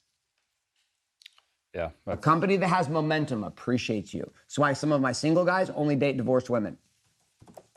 Why do you think they do that? They only date divorced women with children. Why? They don't date single girls that are 26 with big titties. Nope, don't do it. Why? Why they only date divorced women with children? What do you think? Any idea? Phil's at a loss. Dr. David, help him out. They appreciate the fuck out of you. They appreciate you because they already went through asshole number one. Yeah. So you come into a place as a business owner and I come into a game. It's difficult for me to appreciate what you do until I've been motherfucked. Now it's been motherfucked. It's a lot simpler for me to go, dude, I've already been motherfucked. I'd like to not do it again. Are you telling me you can help me not be motherfucked again? Yes? Okay, let's dance. What does that look like? Looks like A, B, and C. Okay, sounds good. Let's go. You're not talking about $10,000 more. You're not talking about $5,000 more. We're not talking about fucking around with businesses that can barely afford you at that. We're talking about guys who it is make or break. You're not an expense to them. In all reality, you want the entrepreneur to feel what? Holy shit, I can't believe we only got him for $150,000. Yeah, yeah. Like, I can't believe we got him for that fucking cheap. I thought we were gonna have to be like $400,000 more. How many get what I'm talking about? Hands up. But this is an attitude that comes from who? Me. You. Yeah. And I've got to believe, listening to you when I come in, that, oh God, this guy is going to take me to the promised land. You've got to show me things I didn't even know were possible, have me consider things I didn't even know were feasible, and have me believe that it's possible for me to do it in ways that seem impossible. And the minute you get me to do that, I'm in. It's not just me either. I'm extreme. I buy everything. I'm very extreme. I get it. I'm a salesman, and I'm easily sold. On the flip side of this, in your world, most guys in your space do not see the value of what you're offering. You are offering the stability of a castle with walls, not just a kingdom with no walls. You offer the walls and the moat and the bridge and sustainability. You offer legacy and opportunity and an assurity that the blood, the sweat, and tears of this entrepreneur do not go in vain, and that they pass to the next generation of their kids, that they can make the hires they need to make, that they can build the business they need to build and the visions they have in their minds to go. Can you do this inside of property management? Probably. Are you worth more than just a property management space? 100%. Is there more price flexibility outside the property management space? 100%. Are there business and industries right now that would pay you ridiculous amounts of money? 100%. Are there some that value like 100x over what your current industry does? 100%. Can you make the leap? I don't know. Can you deliver with certainty what you do? I don't know. Right now, I think you can in the right conditions. But right now, you got to get bloody. Yep. So, if you're going to do this in a big seduction sequence, we're going to talk about that in a second. But right now, we're going to do a breakout because I want you all to talk about this because this is a moment that affects all of you. How many of you know this affects all of you? Raise your goddamn hands. This is not just a CFO conversation. Understand, we're dealing with leadership and seduction. This is a leadership and seduction conversation. So it doesn't matter whether we're talking about CFO, we're talking about a mastermind, we're talking about a vault, we're talking about consulting, we're talking about financial services, we're talking about dental, we're talking about trading, we're talking about karate. Not karate, dude. Taekwondo. Taekwondo. Another kick to the day. Taekwondo. Right? Taekwondo. Taekwondo, right? Taekwondo. Is it right? Is it Taekwondo? Kempo. Kempo karate. Yep, that'll work. Which Kempo karate is not Taekwondo. No, oh God, no. Oh, okay. Oh God, no. That's 2 days in a row, but thanks, Coach. Okay, got it. I got it. I'm gonna stop fucking this up eventually. I think you're gonna probably have to. You're gonna have to Kempo karate chop me in the face. Okay, martial arts.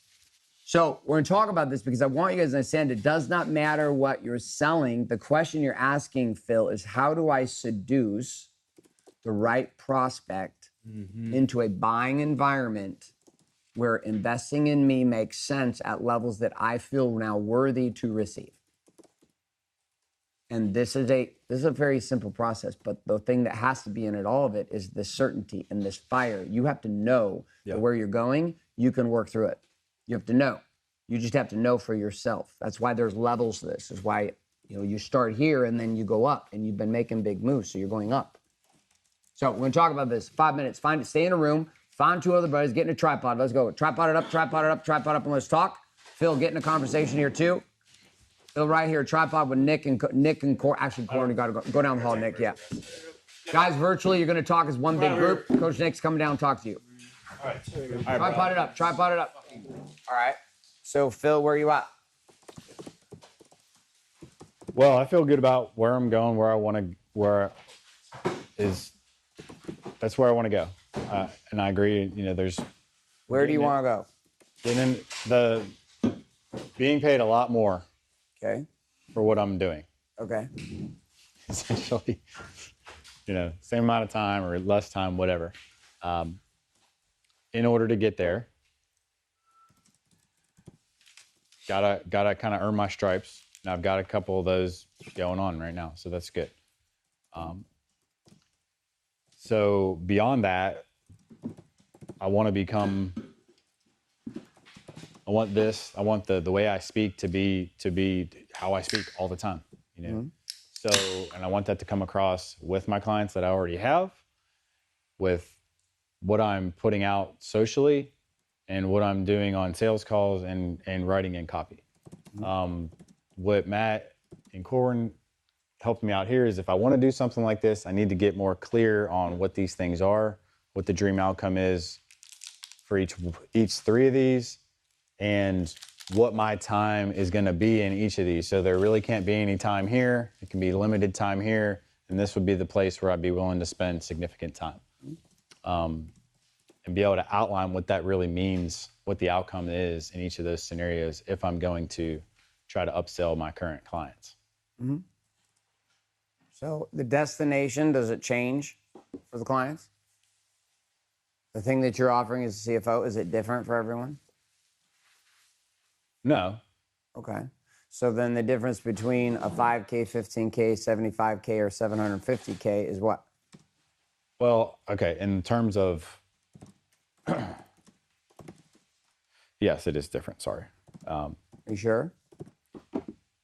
Well, I haven't hashed out what all these things are specifically. Okay, well, stop worrying about what those are. Those are methodologies to get to the place that you're promising. Okay. What's the place you're promising?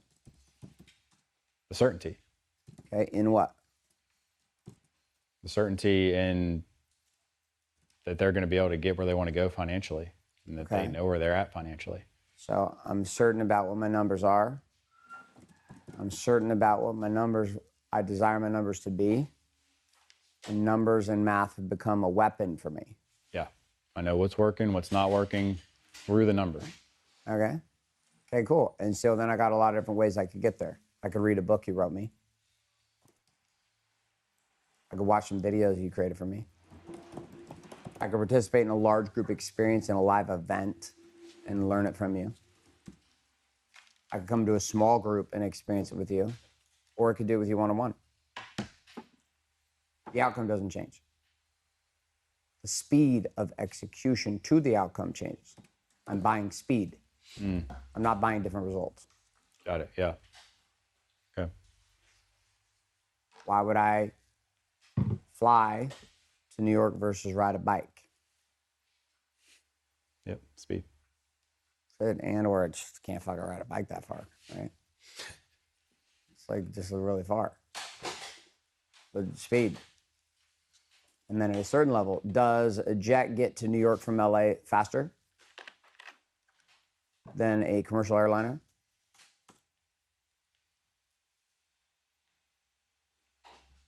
I guess. I don't really know. Depends on the jet. In most cases, no. I've been in jets where the commercial airline's actually been like 10,000 feet lower than us, and they're going faster. We're 42,000 feet. The commercial airline's at 30,000 feet, and I can see them underneath us. They're just like, they're leaving us behind a little bit. So then why the world would you fly in a jet if it's not getting there faster? Your experience. Okay, so now we're talking about the bigger game, which is at a certain level, it's not about the outcome, it's about the experience to the outcome. Mm-hmm. It's not about a penis and vagina, it's about the experience to penis and vagina. And there's a value in that too. Yeah. And there's exponential value in that. People pay more for experiences than they do anything else. What is my experience to outcome? First, give me to outcome. Second is my experience to outcome. Do it myself, do it with you. You do it for me. It's not a complicated matrix. Outcome's the same. Speed and experience are the two elements that will determine my pricing value on this. How fast I get there and my experience in getting there. Am I doing it with you? Am I doing it by myself, or are you doing it for me? All of those change it. Speed, my involvement, and the experience in that involvement. Are you covering my accounting? Yes. Okay, good. Are you managing my teams? Like, what are you doing? For example, we're building a sales team at Warrior. Joey Gilkey's coming in. Joey's running the teams. Joey makes a commission, takes a percentage. So I'm willing to give him a percentage of the game because I don't have to manage who? People. I don't have to manage. I don't hire them. I don't manage them. He does. So he sits on my team as director of sales, even though he runs his own business. And his sales team is hired by us, but he hires them. We pay them. And he sits on my company board. He is director of sales for Wake Up Warrior. Why would I do this? Because I don't want the experience of having to manage a sales team. Mm-hmm. I don't want to do it. I've already done it. He wants to. He has a team that can do this. They're very good at it. I'll hire them, train them, manage optics, metrics, etc. And they'll come in and do it for a percent of profit. Like, okay. Well, that's a delivery mechanism. That means you're doing it for me. Yeah. Yeah. And that's more valuable to me because you're doing it for me. You're not doing it with me, and you're not just giving me a blueprint telling me to do it. The higher up the chain you'll get, most people don't want to do it. They're not interested in you giving them a book to read. They're saying, cool, read your book, like it. Here's what I want to go. What's at the top of the mountain? How can I just do that? How do you just do it for me? That's why they make more money. Because they're not trying to do everything. They're trying to buy their way into results by putting people in positions who already know how to do it. There's less money for them trying to get their teams. Because again, if I come in and you give me some information, now I have to go get an accounting team, and now I got to go get a CFO who can understand what the fuck you're talking about. And then I got to train and manage them while trying to translate what you're telling me into telling them. That's not going to work out. So if you're telling me you can just step in and do it, okay, cool. Now I see more value in that. But all of this has to be articulated in the way you speak about what you do. Right. So strategic seduction and seducing to a higher outcome is speaking to a couple things: speed, experience, to results. Write that down. Speed to the dream outcome and experience to the dream outcome. But that means that you've sold me first on what? Dream outcome. Dream outcome. If I've not bought the dream outcome, then I don't buy speed or experience.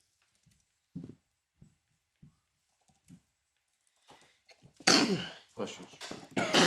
Any questions?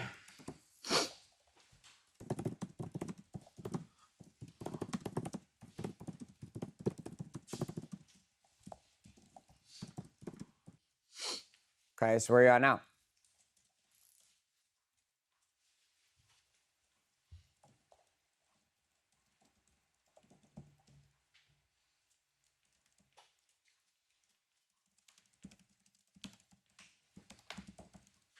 Okay, so how do I start? What do I do? I mean, I can write copy associated to this. I can talk about it.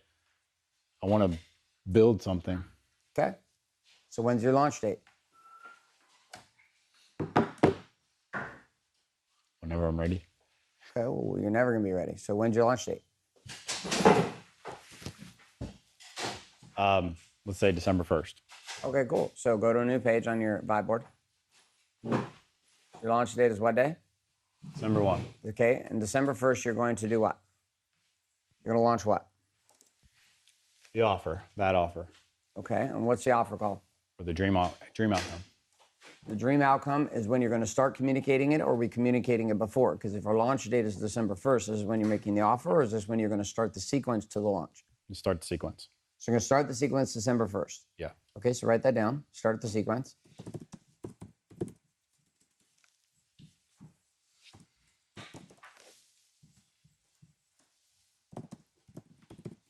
Okay, now, when do I want to start selling this? Before Christmas?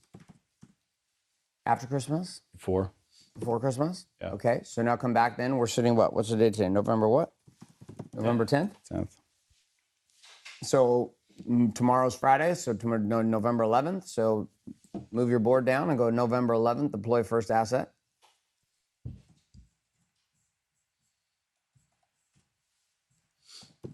And between the 10th and the 1st is 4 weeks. 1, 2, 3. Nope, 3 weeks. 3 weeks from right now, you're launching. Is when you're going to start the sequence, right? Yeah. So that means we've got a pre-sequence that starts to this sequence, which is you've got to get them in a position to start opening content from you. So now we've got to warm up for 3 weeks to get used to you giving value and talking to you. How often are you communicating with them right now? Every 2 weeks. And what are you sending them? Just some type of financial message. Super boring. About as boring as your face right now. Yeah. Hey guys, super excited back for another boring update. Hope you can just jerk off to this one this week. Just makes me feel good that I'm trying to do some shit with you, even though I know it's landing on nothing but deaf ears. But hey, you know, I care about you. By the way, here's a generic card for Thanksgiving and a picture of me and my family with not even a signature on it that I cheaply made on the internet from Amazon. Hope that you know I care about you. Really appreciate your commission and working with you. It's been really valuable. Really receive that. Unfortunately, Phil, this is what most of us do. It's what most people do. It's kind of silly, but we do it. So between the 11th and now, you got 3 weeks. That means between now and December 1st, you're going to send 15 emails. Okay. 15 messages are going to go out.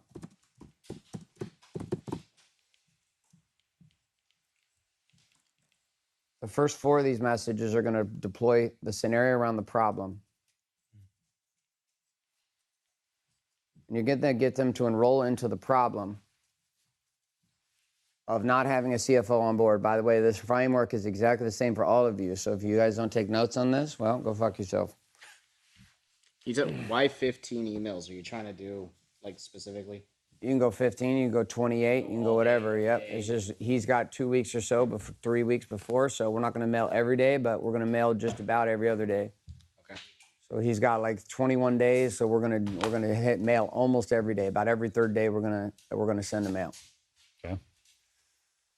So what's the problem? So now you've got to get me to buy into the problem. With that, you've got to get me to engage, which means you're going to ask them to reply to these emails with some questions that you ask them. Simple questions you can ask them, that they reply, so it's conversational.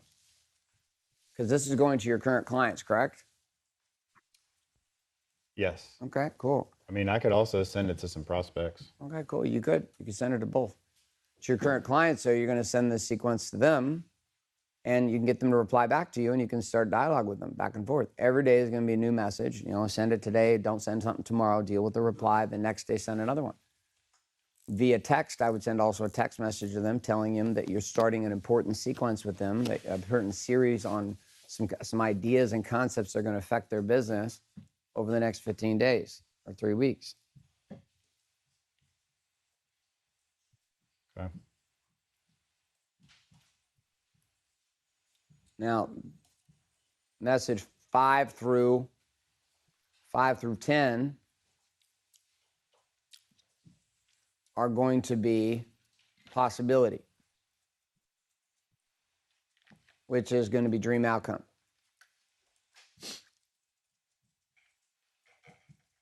Here's the dream outcome. Each one of these messages need to have some stories, some examples, some case studies to emphasize what you're seeing. Email 11 through 15 are going to speak to the path.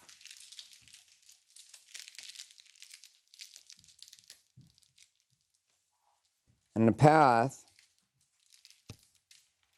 is the unique process you have for helping people get across the gap between the problem and the possibility.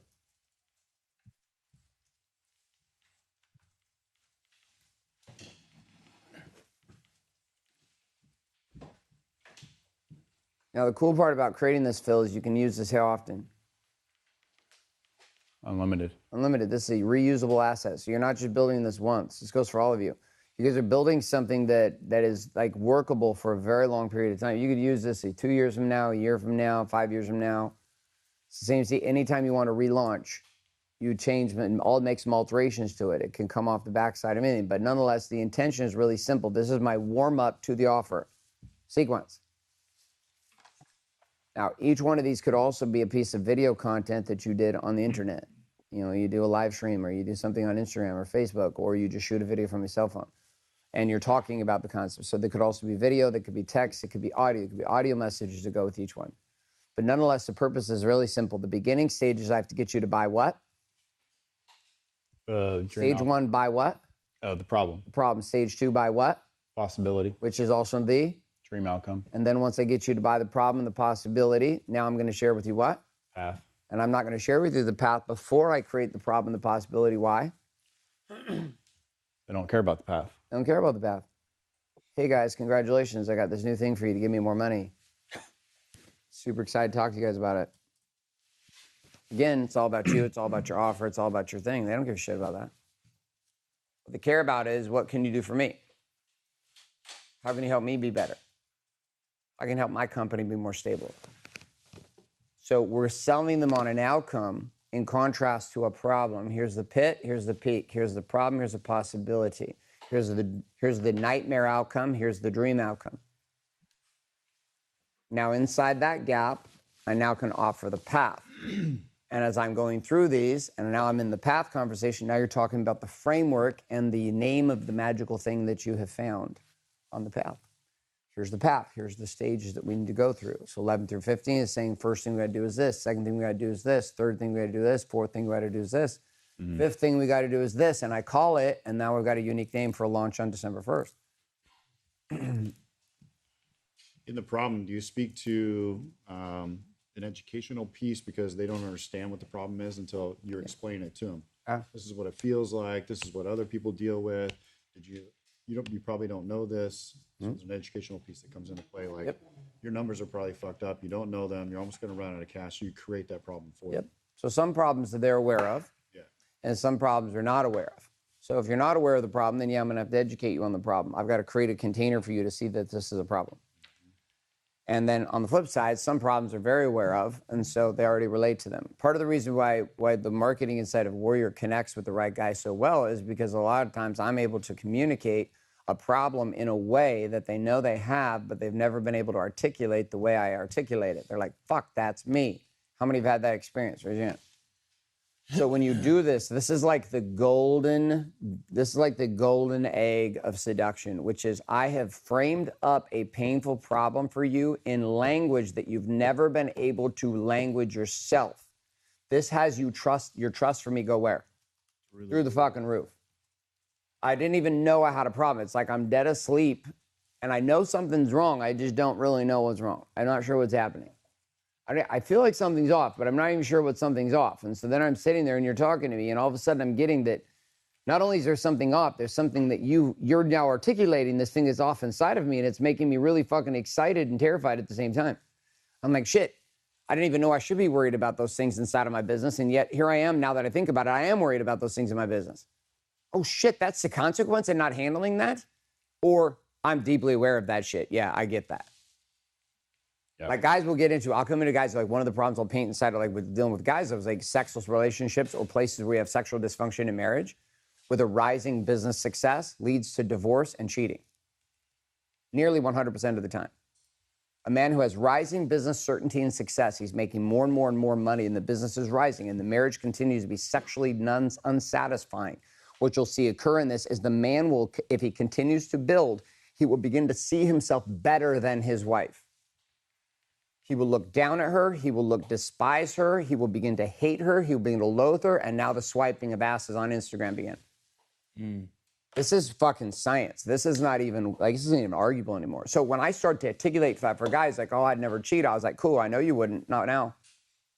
You will within 18 months, though. No, I would never. Bullshit. Let me paint out A, B, and C. Do you do this and this and this and this and this? You say, yep, welcome to the science. You're going to fuck somebody else. I can't even imagine. You can't imagine now. You keep rising this right now. Your penis is going to be right in the middle of some titties that aren't your wives. Nick, who does this remind you of? Yeah. So as you sit and do this, it's like if you don't solve it. So then like I'm articulating, my goal is to get into a place where I can articulate the problem in a way. So for example, with the teeth, I got to articulate the pain in a way in these first 4 pieces of content to get you to get not only problems you're aware of, but the problems you're not aware of. The unintended consequences. These are where when we look at problems, it's not just, hey, it's clear my money's a problem. Now you need to take me to the unintended consequence, which is the cascading pain and impact of my numbers being chaos. For example, if my money is off in my business, how does this directly affect my marriage? It's fucked. And guess what? The guy will be interested in what you're saying, not because you said the money was a problem, but because the money led to, and then you painted the consequence on my marriage. The consequence on my children, the consequence on my relationship with God, the consequence in my habits and addictions with my body. It's wild, dude. And it's most people, most marketers are lazy. They want to pitch the first level shit and then they want to stop talking. But that's where everybody else is talking to them. CFOs are all talking to them up here. People, they already know they need to know their numbers at a certain level. So anything you say that remotely sounds like what everyone else is saying is like, eh. So we're going to say that, but then we're going to come down one lower and we'll say, well, here's the other one. So that's what we're doing in those first 4 is we're doing our best we can to paint problems they can see and problems they can't see. Problems they can't see are where the trust comes. Problems they can see is where they're like, oh, yeah. It's the can't see problems that become the issue. Which one do you hit them with first, or does it matter? You just go, because it's going to be different for everybody that consumes. Some people, like, for example, Nick and I may be by consuming something of yours, and Nick's very aware of like one problem, and I'm totally stupid. I'm ignorant to it. So he's like, oh my God, yeah, I totally get that. And I'm like, what the fuck? I never even thought about that before. Now, 2 sequences later, I'm like, yeah, of course. I went through that too. And Nick's like, holy shit. I never even fucking considered that. Yeah, I'm going through that right now. So you're going to get us both. So the goal isn't necessarily to try to go after the unexposed. It's just to nail it down the middle. So like once one problem, one of the problem is you don't know your numbers. You don't know and trust your current numbers in your business. Problem. Yeah. Impact. Now we start to roll it down. The not knowing your numbers causes you to feel what? Confused, uncertain, angry, scared, helpless. And then in that, you choose to do what? Drink, make irrational decisions, hire people you can't afford. While you're what? Drinking. Drinking, yeah. I'm not kidding you. Yeah. Do you know the number of dudes I've rolled up in this place who have been stressed about math, stressed about numbers, stressed about the business, leads to the attempt to sedate the stress through drinking, then making business decisions, hiring and firing decisions while drunk. Only to wake up the next morning going, what the fuck have I done? Which then puts them back into a loop. And I'm like, you're sitting here not wanting to deal with your numbers. I'm trying to figure out how you don't see your alcoholism as a problem of your numbers being unclear. What the fuck? So comedians crush in comedy because they're able to do what with their sets? What are they able to do? Truth, but they're able to speak truth from a uniquely different way. It's like the obvious. So like you're listening, the reason why the best comedians are so funny is because they take something that's right in front of us, but they speak about it from an angle that we never considered. And it's so funny because it's been right in front of us the whole time, and we've never once thought, oh shit. Penis jokes and that are easy. It's the common comedians who are able to take an idea and then give it to us over here and go, what? Oh my God, I never even thought about that. That makes no sense. Holy shit, I can't believe I'm doing that. Same situation here. I've got to flip the dial a bit on it. Once I do that, then I'm going to skip and jump the gap. And I'm going to skip in. There's no solutions. I'm not trying to solve your problem. I'm going to jump the gap, and I'm going to jump all the way over to promised land. And I'm going to talk about you living in the dream outcome. Typically, I'll do the opposite. So the easy way is say I got 4 problems, then I would take the opposite. So I don't know my numbers, and the opposite of this would be what? I do know my numbers. I do know my numbers. I don't know my numbers, and I feel disempowered, weak, and terrified. My numbers have become a weapon to exponentially increase in my business, my certainty in my life, ... And I've noticed I have more sex too. What the fuck? Tell me more about this. Now you start to paint the scenario for what the possibility is. What's another problem? It's another problem I have. Besides, I don't know my numbers. What else? Working too much. Okay. No time. Okay. So because I don't know my numbers, it has me work harder and work longer hours in an attempt to try to overcome the lack of certainty I have around my numbers. So now I'm working 6 days a week, 12 hours a day, trying to work away the fact that I don't know my numbers. This working away has had me work on Saturdays now for the past 7 weeks. My wife is now getting into arguments with me about the fact that I continue to work on Saturdays, and yet now I'm getting angry at her saying that all I'm trying to do is take care of the family. This has us now in this battle, which sex has not been occurring for the past 14 days. I'm starting to go to porn and jerk off. And by the way, you're saying all of this in your copy. Bold, blatant, in their face. Then you're going to jump the gap. My numbers are clear. I'm working 4 days a week, making 5 times as much money. And now you're starting into it. Email number 6. It's Tuesday afternoon, 2:15, and I find myself sitting on a double-seated e-bike with my wife, 2 espresso martinis down, heading to the beach. I can't believe it's Tuesday and I'm drinking with my wife, and we've already had sex twice today. This would have seemed impossible just a few years. Now you're like, what the fuck? Guys aren't into the numbers. What are they into? Sitting on a double-seater e-bike, drinking some espresso martinis and thinking about having had sex that morning already twice. Wife sat on their face earlier. Exactly. They're after the dream outcome. It's not about the number. It's not about the system. It's not about your process. It's about this place that they arrived. So I'm going to jump over to the gap. I'm going to promise them. What's another problem I have? I don't know my numbers. I'm working too much. What's another problem?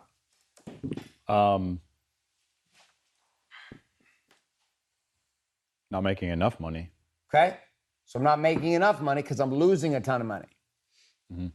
Which has me do what? Now we're going to cascade it again. And again, you're going to run the racket. You're going to run the racket on this. You're going to do this until it feels almost like too much. Like it'll feel like it's too much. Like you're going to feel like a repeating parrot and you're like, I can't believe I'm saying this too many times. That you're going to think this. I'm saying it too many times, but you're going to keep saying it and you're going to keep saying it many steps beyond where you're comfortable. So this happens in the dating world, right? Like there's people in the dating world today that are extremely aggressive. Remember we were talking about at breakfast, Nick? Yeah. I don't know. I don't date, but I've heard from single men that like there's women out there today that are just insanely aggressive. And it's because they're trying to get attention, trying to cut through the noise. Is there so when you're talking about like 4 here, 4 here, I mean, are you talking about direct correlation in terms of like stories I'm telling? Sure. So like if day 1 problem, day 5 is the possibility on that same problem? Sure. That's the easiest way to do it. Yep. Yeah. You flip it.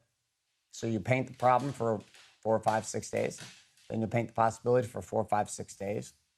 And our goal is to get them leaning into the possibility. And then you'll come back on day 11. You're like, all right.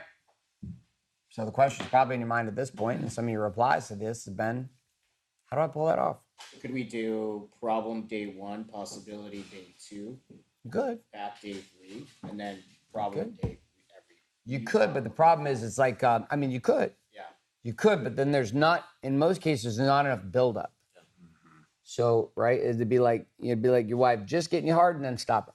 It just seems like going from day 1 to day 5, and you have so much other shit in between that they're going to get lost with what. Well, it's the same energy. Okay. Because what's the energy from day 1 through day 4? Problems. That's it. So we don't care if you read them all. Okay. We just want you to read a couple of them so that you put yourself where?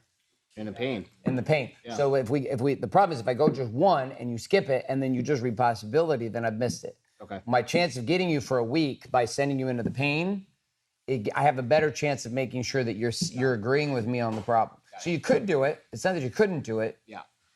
It would just be a shorter sequence. So in that one, then you're really just saying I got a 3-part sequence, which could easily work too. Like, I mean, what he's trying to do is warm up his clients to an idea. I get it. Yep. Yeah. So we're going to want to put a little more time into that piece. In some cases, you could even be like 5 or 6 emails on the problem and like 2 or 3 emails on the dream outcome.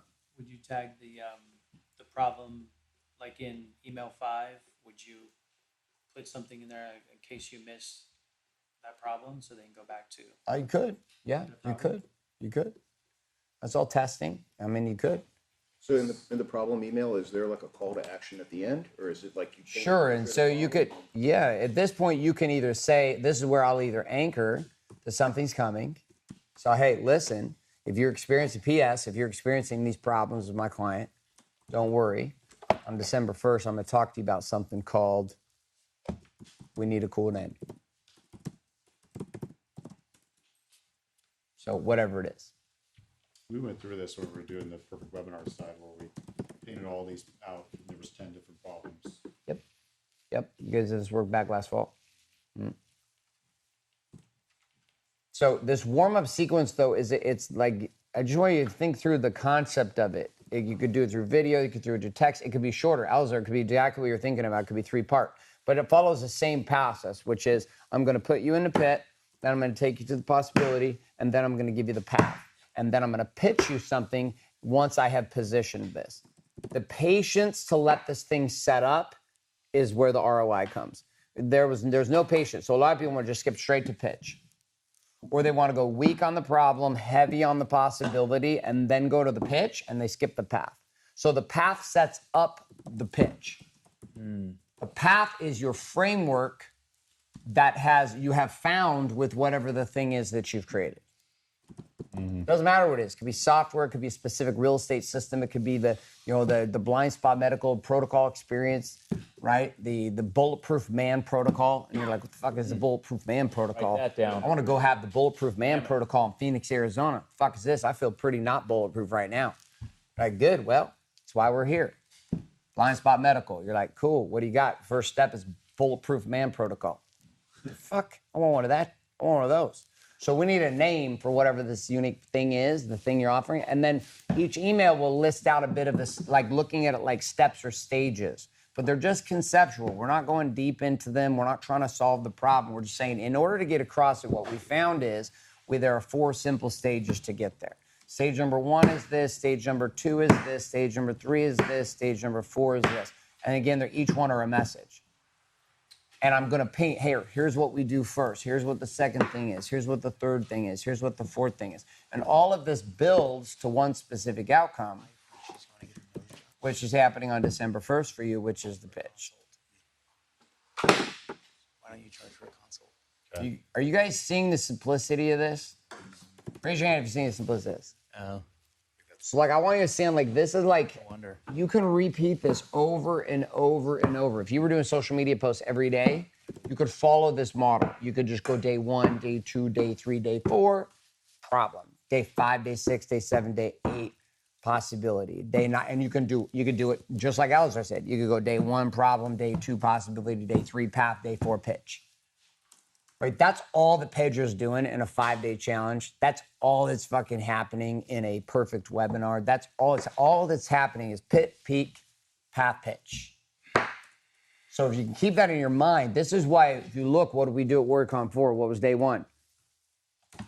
Pit, problem. What was day 2? Started moving to possibility, freedom. Day 3 became the path, and at the end of day 3 became the pitch. Why did I make the pitch on day 2 for 101? Weed them out. Weed them out. So that was one piece. What else? What else did it do? Price anchored. Price anchored the fuck out of the room. People were like, what the fuck? 500,000. Then I came in the next day, I was like, sold out. Which had a whole bunch of people in the room go, what the fuck? And they're doing math in their head. It's not hard. Holy shit. That motherfucker? Are you kidding me? So then when I came back door with 37.5, all right, fuck this, I gotta go. It was relieving. It was relieving. Oh shit, I didn't miss out, but I can't do that, but I definitely, okay, I'm in. Fuck this, I'm all in on counselor. At least launch, I'm going to launch. Unless you're Kevin, and then you're very upset, I'm a cunt. Just side note, we're doing that as the GT this week. So I go for like a minute and a half, and then I play his audio, and then I end it for the GT this week. So I checked him out last night a little bit. 2 videos later, he sent out apologies. it doesn't matter, it's Okay. good. This is a good teaching moment for everyone. It's good. Even if you never send an apology, I think it's great. We're gonna give him all the publicity he wants. Oh yeah, stalker.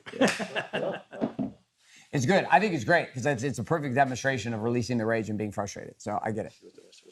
So then I come here to this piece and I'm going to explain the path. Once I get done with it, it builds to the December 1st. And this may be when you do the live webinar event or the Zoom event that you're building up to for your people.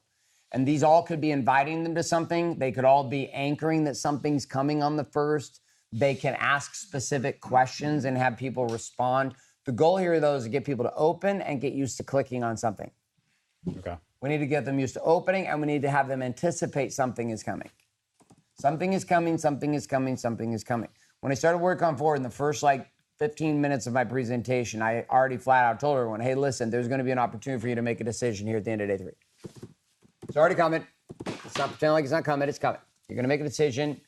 Over the next couple of days, we're going to find out if that decision makes sense for you. I don't hide from it. I don't like the sneak attack. I'm just like, here's where the fuck we're going. Let's go. And at that point, if you make a decision, that'd be great. And at that point, if you don't make a decision, that's great. So you're coming in with an energy on all of this of, I want you, but I don't need you. Write that on your board. I want you, but I don't need you. You guys need to write this down. The energy has to be, I want you on my team, but I don't need you on my team. But I want you. This is why my marriage works. My wife flat out knows she does not need me. My wife does not need me. If I fucking died today, my wife would survive. And within 12 months, another man would be fucking my wife. And hopefully he's a fucking rock star and has a smaller penis.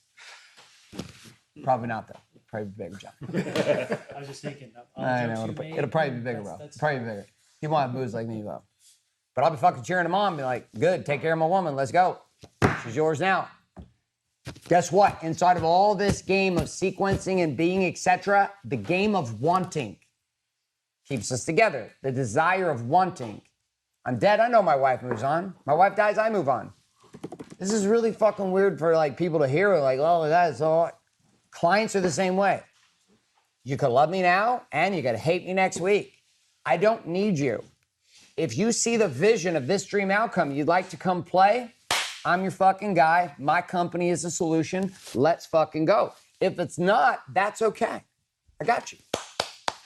My wife was talking about some of the women that came into the salon recently, and some of these women had been consuming content from my wife for 5 years before they came in for their very first experiences in Natural Beauty Rose. And now they're clients that, the way we run our salons now is monthly recurring, so they set up annual contracts with us, and we bill monthly. You come a certain number of times per year. So, I mean, these are like $18,000 clients that 3 of them that came in this week, and they were just people who'd been consuming this kind of stuff. This kind of stuff around Natural Beauty Row hair extensions. They'd seen the possibility path pitch over and over again, and finally they were ready. So this sequence can be run on all new prospects too, building towards whatever the event is. Okay, so teach me what you have here. Okay. And let's make sure that you got it.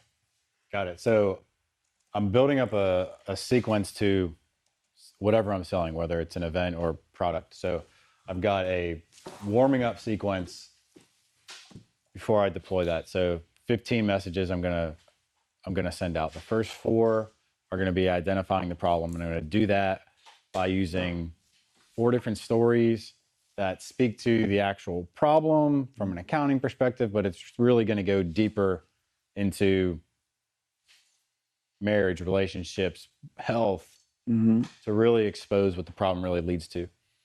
The next 5 to 10 messages are going to speak to the possibility, which is the dream outcome, which is not only solving that accounting thing, but more so how their life is better in those different areas that I had exposed in the prior 4 messages. The next 5 messages will be about the path, which is going to be my unique process to solving those things. So outlining the framework of what we actually do, or the concepts, not details. What are those different stages? Ultimately, my goal is just for them to open the stuff and read it, click it, anticipate something that is coming along the way over the course of 3 weeks or so that these are going out, so that I can then have the actual pitch. Phil, I think the one thing that we all need is you just got to come with the fire, bro. Because if you come with that energy, that's not going to speak to me at all. Yeah. At fucking all. Yeah, right now I am overwhelmed and stressed about doing something I haven't really done. I mean, it's part of it for sure. I mean, it actually excites me to be able to sit on the airplane tomorrow, start writing some of the stuff. I'll be in a good place. I've got a lot of these stories in my head. Some of them I've already written. So I can do this. Good. one of the things that I just started doing was just because I went live for 30 days beginning of the year, just to get a feel for being in front of the camera and just going live. Yeah. I have no problem going live now. I can do it when I want to, and I need to do it more. So what I started doing now is doing just posting every day, like copy. Like just starting to post, putting it out there, seeing what people say and engage to, and you'd be surprised what people will fucking say. You put some stuff out there that's truthful, that just comes from here, you will see people that are looking at your shit that you didn't even expect, for one. Yeah. And it starts getting you more comfortable with like those problems. That's exactly what I'm gonna do.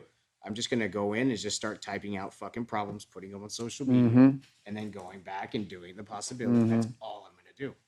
And then from there, I'm gonna create my frame. Yeah. Yeah, and I think the other thing about that for me is I've actually gotten, because I've done a lot of that this year, but I've lacked a actual strategy and sequence to it, and that kind of like that has caused me to slow down in some ways because I'm like, what the fuck am I doing this for? You know, but I do feel comfortable with the posting and the speaking and stuff like that a lot more so than I did 6 months ago. So the end result of this, you want 3 new clients at $75K? That would be great, but what do you want? The weird thing that, as far as what I'm feeling 3 new right now, clients at $75K? what I'm feeling right now is I want to see myself actually just do the thing. Okay, cool. So let's do that. And Yeah. what do you want to see at the end of it? Not just I did it. What do you want to see at the end of it? I also want to learn like what's behind this is also like the technical side of marketing, like watching the data. Well, that's all cool. Put that to the side. Okay. All that, assume that you're going to have all that too, because you're going to learn it along the way. Over here happens what? By Christmas, what's happened? My dream outcome? Yeah. What's your dream outcome from doing this work? And I have got 3 of those 75Ks. Okay, so the goal is 3 by 75. Yeah. Right? Okay. So we've got 3 by 75. Which is how much? 225. Thank you. I'm a PE teacher.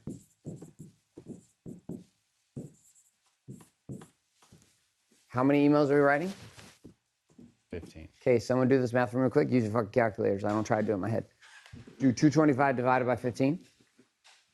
Chuck probably knows it because he's smart. Now put him on this pressure. Now he's feeling pressure. 37,500. 37,000. No, that's wrong. What is it? 15. 15,000. $15,000. $15,000. Kat, why don't you look at this?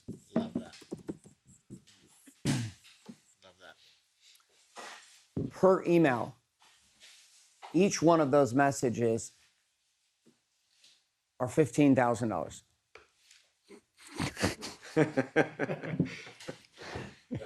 So watch this. Yeah. When you try to put in 10 minutes and then wonder why it doesn't work, it's because you did a $5 email. This blows my mind. Like, it blows my mind. And I used to do the same shit, but it still blows my mind. How we will expect an email, a sales letter, or a sales video, or a Zoom, or a webinar, or a one-on-one presentation. We will expect this thing to give us dividends of $225,000, but we will write a $5 email. And then we will say marketing doesn't work. No, motherfucker, you wrote a $5 email.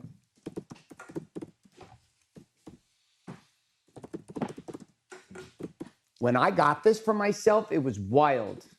It was wild. We did 3 direct marketing campaigns for WarriorCon. They didn't work at all. None of them. It cost me $26,000. It was a fucking failed attempt, but I wanted to test some shit, and I was like, fuck it, we're gonna make a run out. Let me test it. So I got some segments off the Warrior book. We had bundles, and I just tested some direct mail, 3-part direct mail campaign items, about $9,000 per cent. How much was I thinking about those pieces of mail we were sending out? A lot. I was thinking about it a lot, and they all fucking failed to produce. Now, there's a lot of different elements it could be. It could be the offer, it could be the sequence, it could be the page, we don't know. But what I do know is that when you have to think about that, and you know you're about to spend $10,000 to mail, you put a lot more time into thinking about what you're sending. Now, didn't work. It's all right. We're learning because I'm committed to figuring out the direct mail campaign with these books. Books go out, specific segments. We're going to identify who gets it between our outbound text messages, our outbound sales teams, our direct mail campaigns, our email campaigns, all of this. But all of this comes down to seeing that, hey, it's $15,000 per email. So if it took you 15 hours to write that email, which is an entire day to write email number one, how much is that per hour? $1,000 an hour.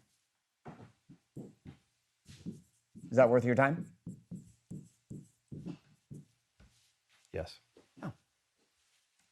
Now, we put the whole campaign together and we say 15 times 15 is what? 300? 225 hours? 225 hours with an expectation to get $225,000. There's a reason why elite marketers make big money. Because guess what they do? They spend time that all the hacks will not spend getting every word to matter.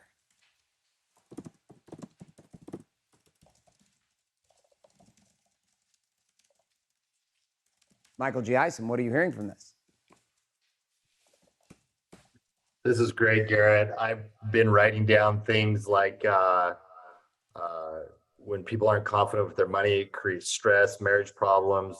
We send a message to our clients, or we send a message to ourselves and our spouse that I'm not worthy, or that I'm of low self-worth when I don't feel like I ought to be putting money into Evolve. So there's a massive opportunity for me to just share what I've felt, the things that I've felt and heard from other clients in an email to create that pain and the consequences of that before I even start pitching a path. And I'm going to put together my own sequence to do that. I'm excited about it. Yeah, this is great. And I've heard all this so many different times, but I'm hearing it again right now. And so I'm going to act on it. So it's an opportunity, massive.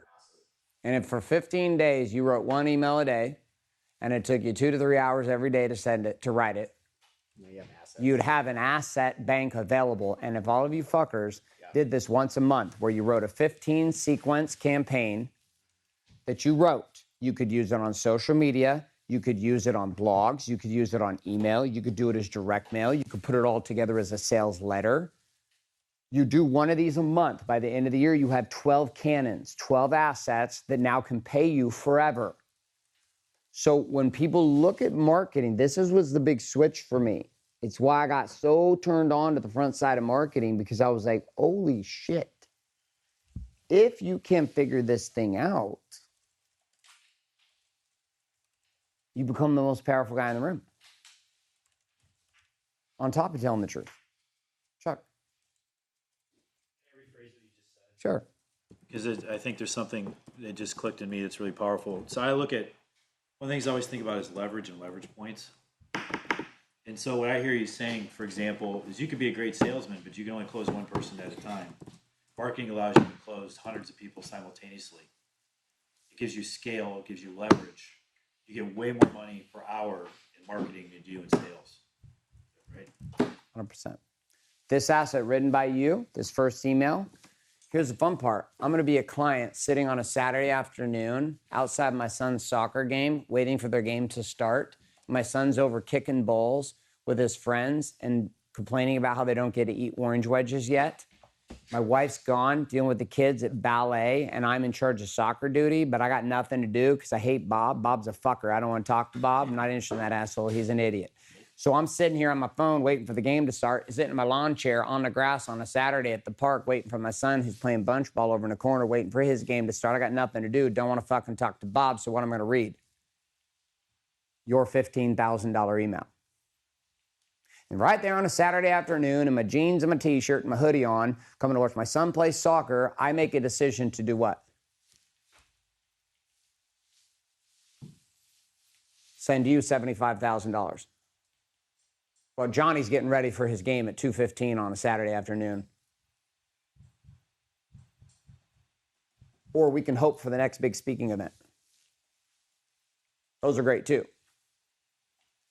When you build assets like these assets continue to market and sell and work for you for time. But again, it's like doing personal work on yourself. It's not real exciting. It's not exciting. My son comes to me last night and he's like, I don't see a future in support. I was like, you would be accurate. I was like, I mean, I'm not going to disagree with you, son. You're right. There is no future in support. You're right. I mean, outside of what you got. I was like, you take no risks back here. There's no risks. It's all inbound. You get to field it. I was like, I can outsource you to any one of 15 different countries right now with people very excited to get paid what you're getting paid. So you're right. It's like, so what do you want to do? He's like, I'm just frustrated about this. And I was like, cool. I was like, the last 5 years I've offered you opportunities to take risks. You keep saying no. You got an opportunity to take a risk this time. Which you want to be a marketer. I was like, cool. Guess what that means? I was like, he's like, I'm not, like, do social media. I was like, social media is easy shit. I'm not talking about posting my shit. You have to understand marketing. So I handed him .com secrets. And guess what I told him? Read the shit out of this. Well, can I get on an audiobook? I don't want you to read an audiobook. I want you to study it. Well, how long is that going to take? I just want to do this fast. I was like, you should have thought about that 5 years ago when you signed up for Garbage Duty and the support guy. I gave you an opportunity to be a marketer and a closer 5 years ago and a trainer. You didn't choose it. You left to go work at Vans. Then you quit to go be a car salesman. Then you quit to go be a solar person. So, yeah, you're at the bottom of the food chain on purpose. You're going to prove that you're going to stick here. So if you're going to stick here, guess what? Put your face in the book. Become as obsessed about studying marketing as you are a six-pack. And when you get obsessed about that, you'll notice you won't give a fuck about your six-pack. Because you'll know how to market. So there's a piece of study that he's stepping into that's no different than you guys. It's an obsession. It's an obsession. Obsession, obsession, obsession, obsession. Of all the things you could be fucking obsessed about, this is the single most potent. The obsession of seduction, the obsession of leading people, the obsession of understanding human beings and interaction and seducing human beings to be and do certain things. Is there any business that doesn't involve this? Doesn't matter if it's accounting, trading, medical, real estate, software, Kempo Karate Studios. I almost fucking said Taekwondo. You see that? You see that shit? You clap! Boom! You fucking do it right. Do it again. You clap! Boom! I almost went there. And then you looked at me and I got terrified. And you were gonna... I saw that was not a Taekwondo eyes. He was coming at me with Kempo Karate eyes. I was about to get a fucking kick to the throat. Okay. Forrest, what do you got? Looks like you got something to share, bro. What do you got? I was just saying that Plaza Fitness, we just still care about our abs. Yeah, exactly. You still care about your abs too. Yeah, a lot of industries don't care about their abs also. Forrest, you've been in the game of marketing for a long time. Like, what are you taking from this for you when it comes to like the mastermind that you're wanting to build on top of what you're already doing? Like, what are you getting from this? This is not a new conversation for you at all either. Yeah, two things. I mean, a couple Mondays ago, we were on a call and you asked me what I was doing for direct mail. And it was 0, and now I have 9,000 pieces going out as a test, and I don't know. It's 3-step, vintage magnetic marketing every 10 days, driving an offer. So I'm really interested to see if we can prove that again, because that's what I did in the early 2000s. That's all I did. So that, A, but B, I was under the mindset that I could send out 1 or 2 emails, drive them to a funnel, and it'd be done, because these are customers who already know, like, and trust me and buy from me. But what I'm hearing from you, I think the number one thing you said was the patience to set this up is the ROI. And I was going to rush straight to, hey, you're already paying me for personal training. Now marry me and pay me $7,500 for a mastermind. That it's just stupid and it's lazy. And so it just had me reframe how I'd even reach out and communicate to these guys. And look at a piece of Forrest is like pointing out. It's weird. Again, there's like this thought of like there's just this tendency inside of our minds to like want to just get an outcome without having to do the required work to get the outcome. And it's natural human desire, but the place that it really just destroys us is in our marketing. Because you're trying to rush it. How many emails did we send before WarriorCon 4? 23. Every day for 23 days, we were sending text messages and emails. What was I doing with the emails? I was building. So when we get to a point we will have broke 8 million from that event, people are like, well, how did you do that? Oh, that shit started a long time ago. That was not me on day 3 having a conversation. Day 3 was like just part of the flow. And so, yes, Chuck, selling, the new modern selling, it's not an event, it's an experience. Selling is not a place that happens. Selling is an experience I'm having. I am experiencing selling. This is why Han's coming into all the content somebody experiences before they come to the studio. They have to have consumed things that prepare them for your closer, so that your closer has a conversation that starts here and doesn't start here. Because then we're expecting them to bridge the gap. Many of you right now with expanding Elzo with your teams, expecting your realtors to close that gap, they cannot, which means we have to get the prospects, the home buyers and sellers, we have to do our best with who you are to get them up here so that the conversation can start here at level 5, not start down here at level 1. Because to get them from 1 to 5 is something uniquely, profoundly down to your experience. And for it's the same thing inside of the franchises too, is like being able to help them have assets from you to support them in getting customers to this place prior to. Because this skill, this comes down to like time, tension, reps, really hard. It's a lot of work. There's just ways of me navigating things that I can do that somebody initially cannot do on my team. But I can get them there. That's why Coach Sam was a great closer. Coach Sam was also a great closer under a container of elite marketing. We found this out. We actually ran some cold traffic to some things and had Coach Sam get on. This was years ago. And Coach Sam gets on calls for WarriorCon or for Warrior Week from guys who had never met Warrior except for like 7 days before. They had no Warrior frame, etc. They came into the calls and Coach Sam couldn't even fucking understand what was happening. They didn't respect him. They didn't care who he was. They didn't care about his beard. They didn't know anything about him. They didn't give a fuck. They're like, who are you and why are you talking to me this way? And he was calling me up that night. He's like, these fucking leads are garbage. I said, no. I didn't warm them up how I wanted to.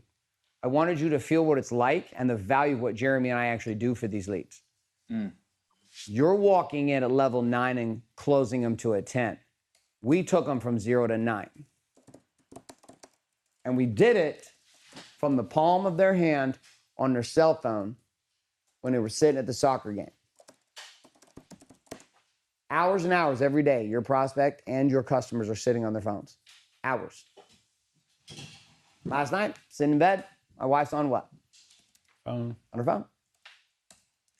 Just getting marketed to. Getting fucking marketed to. It's right there. Yeah. Buying shit. I had my phone plugged in. She was more interested in the phone last night. I'm okay with it. Getting this? Yeah. It's like one of those moments. You talk about a lot of other hot seat topics, but this is one that's kind of mission critical. It's like the spine of all of you. Chris, you seen this? Oh. Is there any structure built into getting our head out of our ass and get this going? Well, part of this is like this right here. If you look at this, here's the crazy part. What I just gave you, do you realize that people pay $50,000 for this, Chris? This is the challenge with what I offer here, is every day you're here, I drop $50,000 nuggets, but if you don't execute on them, they're worth 0. So right here's the structure. Could you do this? 100%. What I'm asking is, so this year we had Jim Edwards and access to Jason to review our shit. Is there anything in play next year? No, you want to know why? Because you guys stopped using it. It wasn't part of the program this year. Jim messaged me literally 2 days ago or 3 days ago. And he's like, hey, bro, I know I made a commitment to you, but You guys aren't really showing up for calls anymore. So like, I got a lot of commitments I'm trying to juggle right now. What are your feeling and thoughts on it? That's why we started getting rid of calls. Because as a group, the group wasn't using them. So what can you do? There's support here for it, yes. Like what we're doing right now is support. You getting feedback from this? If you wrote these emails and you came to the Monday call, guess what we could do? We go through them, bro. Yeah, we can go through them together. But the problem is if you're not doing it, Right, then you have nothing. then dude, and it gets really tempting, Chris, and I understand what that feels like. And I did this for years too. It's why literally I had coaches, bro. Frank Kern was one of the first ones who did this to me. I paid him $50,000. Do you know what we did for like 2 or 3 months? I told you this before. All we did was send emails. Literally, that's what we did. I paid him $50,000 so that he would force me to open up my Infusionsoft account and send an email. Because I wasn't sending emails. So I was writing them, but then I wasn't sending them. And you're like, why weren't you fucking sending them? That's a good question. Why the fuck was I not sending them? I don't know. I was scared. Literally, I was scared. I was nervous. I was like, I don't send these emails because I'm worried what people are going to say to me. So in your situation, if you worked on this, and don't work on everything, if you had just this, if you did just this work right now in the month of November, that's all you did was just this, dude, you've got a massive asset to be able to support the teams that are going on with your landing pages. You got massive support inside of where your content's going out, communication to your current clients, upgrading current clients, getting referrals from clients. Because this core content right here is like the chassis for all of your marketing communication. Is this making sense? 100%, yeah. So there's a frustration on your side about it. Talk to me about the frustration. Because I need, it's okay to be frustrated. Like, what are you feeling? So you brought up the Jim Edwards thing. I was setting aside hour blocks in my production schedule. Yeah, You know, yeah. so I'm a dentist. I'm really structured on Yeah. When I can treat patients, see Yeah. patients. Mhm. And then shit was coming up. I guys got personal stuff. So for about 3 months, I blocked out an hour every Tuesday morning to be on Yeah. the call. I used it. Mhm. And then it got inconsistent. So then I just said, well, fuck that. I'm not setting aside an hour because I don't know if he's going to show up this week or not. Got it. I leaned a lot on Jason. Jason would tell you that. I sent him a lot of shit to review. Awesome. Awesome. I just want to get really good at Elite with marketing. Good. The best way to get elite with it is study and deploy. So of the stuff that you're working on, how much of it's being deployed? So I'm having issues with delivery on emails on the CRM I'm using. Okay. They limited me to like at first 5 an hour. Now we're at 15 an hour. Okay. A list of about 1,200. So What for CRM about are you using? Go High Level. Okay. Why are you being throttled? I don't know. I got to figure that out. I need to talk to some guys while I'm here to get a better platform. Okay. So to Is answer it your because question, the list? You're saying you can send 15. Are you managing this, Greg? no. I'm not, but that doesn't make any Doesn't make sense. any sense that you'd be 15 an hour. That makes no sense at all. If anything, you'd be blacklisted and not be able to send anything. But to throttle you at 15 emails an hour sounds fucking They crazy. had me at 5 an hour. 5 an hour. Is that the team that's managing it doing it? So I have a VA who was actually organizing and sending the leads. It was the person I'm paying for Go High Level was limiting me. The agency? The agency. Okay, whenever we get back from lunch, just open the account. Let me look at it. I don't know if they built it that way because it's technically being sent by Mailgun. High Level doesn't throttle anything. So unless their account that you're tied into is blacklisted or has some other stuff fucked up on it, there's no reason that you should be able to send it. Anyways, to answer your question, for like 2 months now, I've been writing 3 emails a week. Good. I'm just like backlogged because I'm not getting them out because of. Yeah. Yeah. I've been writing them, sending them to Jason to look at. Good. Good. VA's sitting on them. Good. When we're ready to go. Good. Okay. You and you've got email as a way to send them. How else could you send them? How else could you get the content out? Content out, Facebook posts. Yeah, just do it on social media. That's a good way to put it. Starting a blog. There's lots of different ways you can get the content out. Go to medium.com, start doing little articles about it, turn your emails into articles. The key here is to get the content out. And if it's been 2 months and you've been having a throttling issue, did you talk about this last month? No, I just came across this kind of at the end of Last session? Yeah. Okay, cool. So then we've had about a month since the last happened. I want you to see too, if you guys have an obstacle that shows up for you with tech or with your tools and it's in the way of you winning, guess what should happen? Fucking kill someone. That's it. So like if it's not working, get loud about it to everyone. And study, figure out why it's not working. Why is it not working? So a lot of times too is that we'll get to a place where we think we can outsource. The challenge is a lot of the people you're outsourcing to are only 2 steps smarter than you. They're not even that smart. They just follow instructions. This is why we're gonna have a talk with a fractional CFO guy, with Chad, together. I don't think this guy's nearly as fucking smart as he's got Chad to believe he is. So I have a question, and I'm gonna I know the high level answer, but I'm kind of getting more clarity. So when we're talking about this, like me writing these versus outsourcing it, Yep. and I've tried to outsource it, and Yeah, I don't haven't do got that. the result that I wanted. Yeah. So if I go back to if I'm gonna write them, Yeah. which I'm fine doing, but what you know how I think, like what's gonna be the optimum way that I write them and get them effective as fast as possible? Kind of like how we had, I can do it myself, I can do it with somebody, or have somebody do it for me. Well, doing it for me is not working, so I got to come back. Okay, cool. If I do it, what's the way that I optimize the time where I write it and it's fucking good? You know what I mean? Write it, send it, test it. If it sucks, redo it. If it doesn't suck, do it again. But there's not like some way to insert somebody to help me. Well, everyone's got an opinion. Do you know how many opinion people told me that my marketing would not work for Warrior? 100% of the gurus. So at a certain level, there's feedback that comes, but the greatest feedback on whether something's going to work is what? Not you. From the client, From the prospects. prospect. Yeah, I think shit's awesome. I'll like deploy shit. I'm like, that's fucking money. And then I'll send them like, what the fuck? These numbers are broken. And they're like, the numbers are not broken. It just sucked. I was like, you know I don't like you calling my baby ugly like that. Shut the fuck up. It couldn't possibly. That was me on my direct mail campaign. I was like, check the fucking. Let me see the goddamn QR codes. That shit was fucking broken. No fucking way these letters did not work. And I'm looking at him like, Jeff's like, nope, 0. I was like, and then of course, then I go to justification mode. I'm like, well, guaranteed somebody came backdoor on this shit, clicked on our other links, and bought some shit for sure. I guarantee you this thing was not 0. I don't do 0. That doesn't work. But I don't know, so I test it. So we took the same content, and I went back out and tested their email so I could get some better traffic to it. Taking the same content, putting them as blog posts and running traffic to them so I can test and see if it was as fucked up as I thought it was.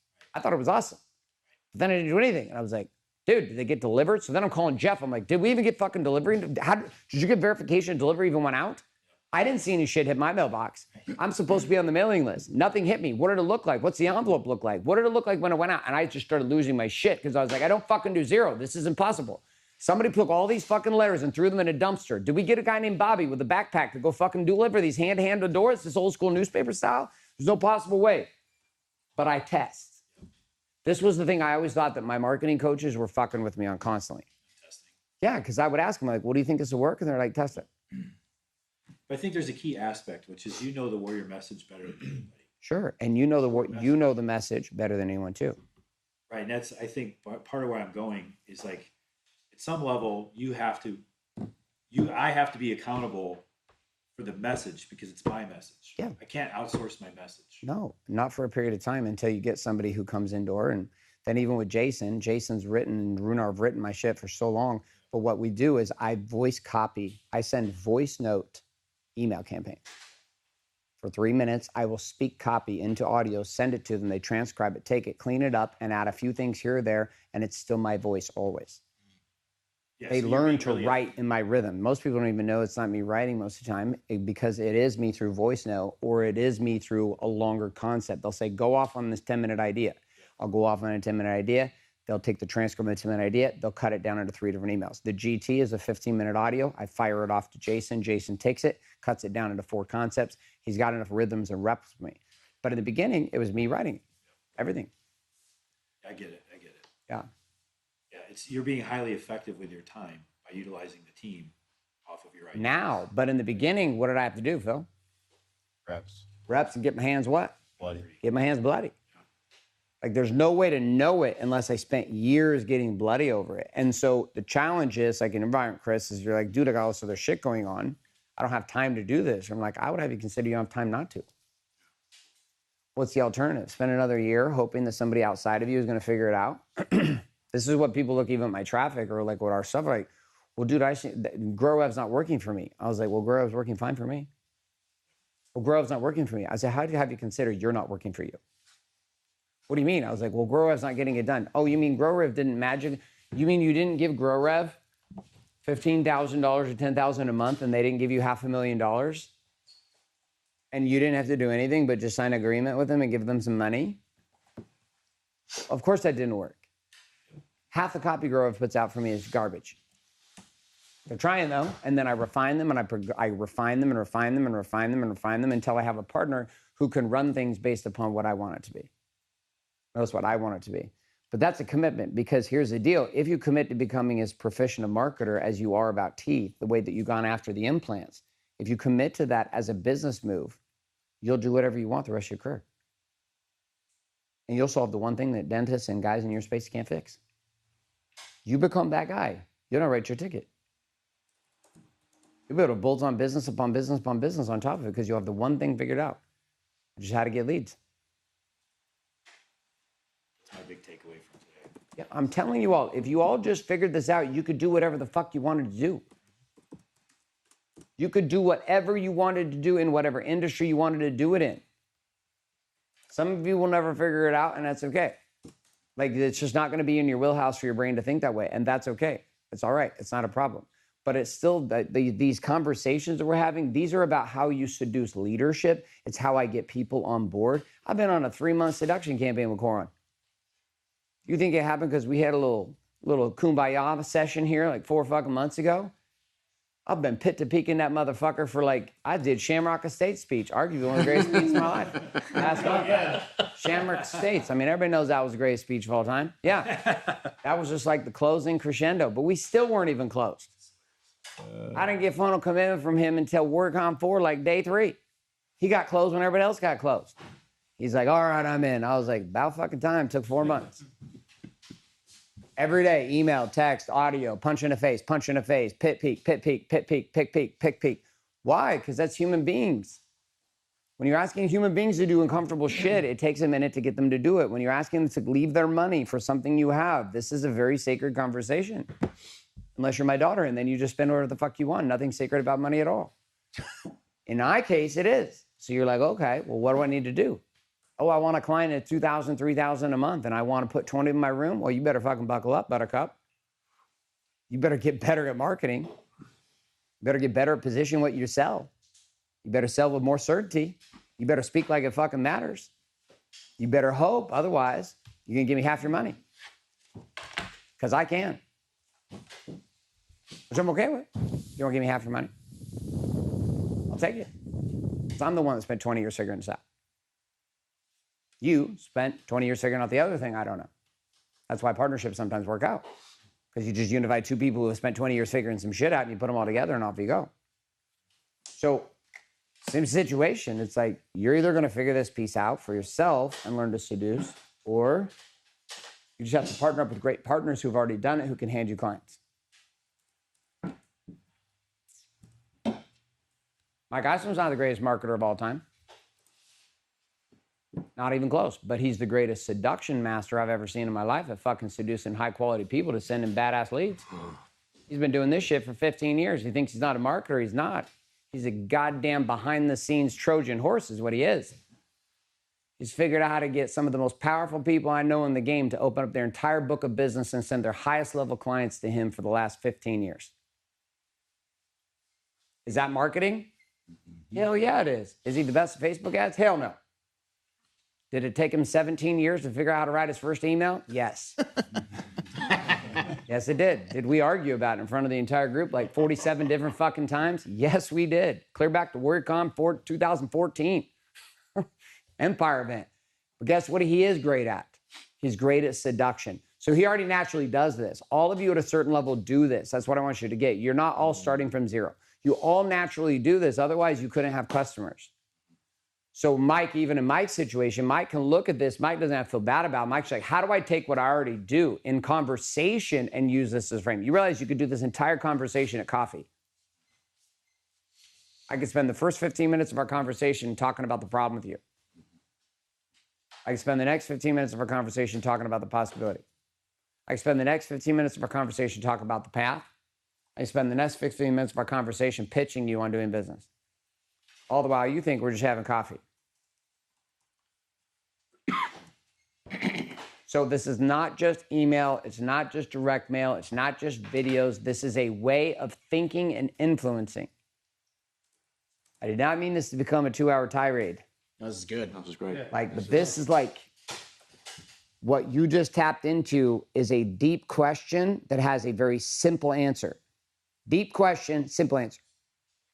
Deep question, how do I seduce my customers to pay me 4, 5, 6, 7, 8, 10 times more than they're currently paying me? Do the work here, build the container, make the offer. Forrest, what's the difference between $7,500 mastermind and a $75,000 mastermind? The amount of time, energy, and effort you're willing to spend to acquire the customer. That's it. So if you're ready to spend time on the front, then you'll get them on the back. But a lot of us want it on the back without having to put it on the front. And so you've either got to do one or two ways. You've got to learn the front or you've got to partner with people who know the front. So there's a lot of guys that know the front, but they don't have the back. There's a lot of guys that have the back. Like, for example, in Mike's case, there's not an advisor out there that I would trust more than like Mike. Mike's been working with me for like fucking ever. Right? Dr. Boyd's my doctor, knows the same situation. It's like, so there's things they've learned on the backside of life that I can't duplicate that shit. I'm not even trying to. But I can handle the piece I handle, which is like, here you go. Psst. Same with Mike. Mike and I have been strategic partners for like, I don't know, 15 years. Right? And then I was like big time customer, like client in the last like 8. So like this piece. So here's the crazy part. Chris, if this one conversation right here sticks for you, everything you have invested to be here was pennies. If this conversation sticks. If it sticks, pennies. Pennies. One thing has to be eradicated. No one's coming to save you. No one's coming to build it for you. No one's coming to fix your problems. Nobody's coming to work out for you. Nobody's coming to write the copy for you. No one's going to build it for you. You want out? Build it. And when you build it, the cool part is, guess who you become? The guy. You become the guy.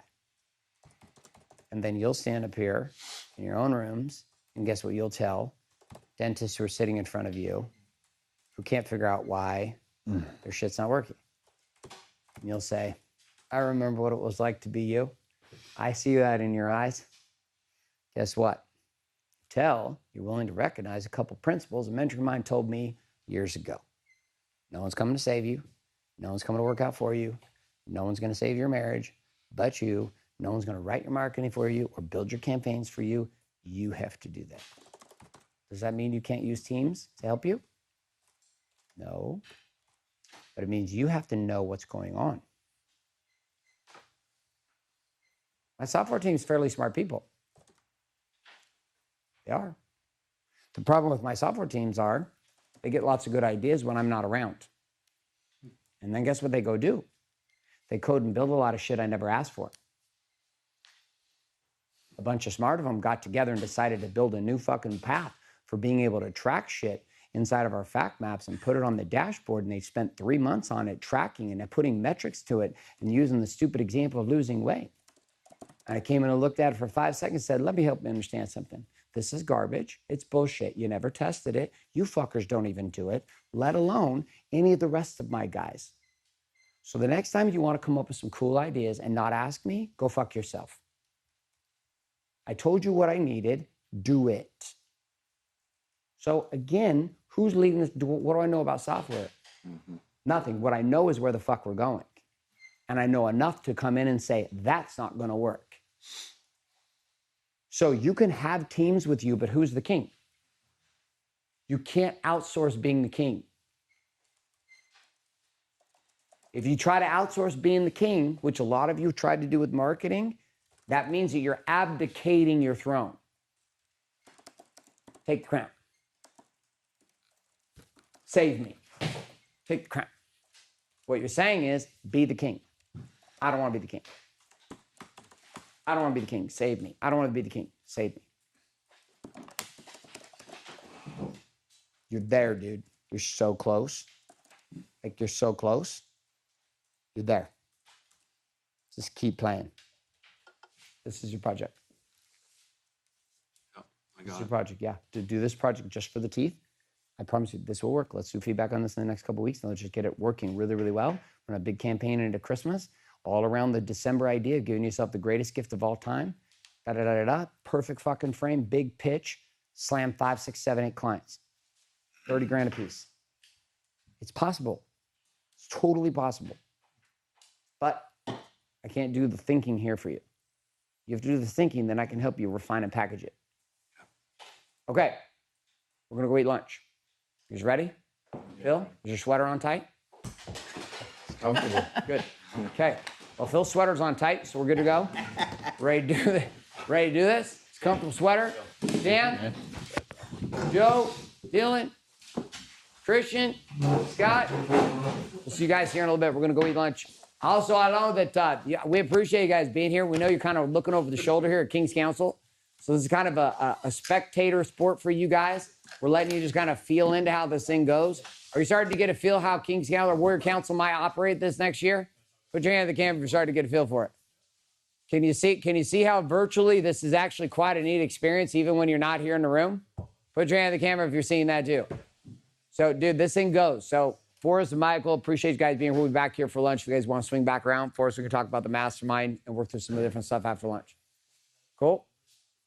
I know you guys already ate. It's like, hey, and Michael G. Eisen.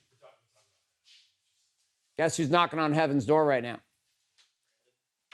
I'm not knocking on heaven's door. Yeah. Right now, bro. Brandon the Mule's about to go walk and talk with Jesus. Going right now. Barely getting started? About getting started right now, 2 o'clock.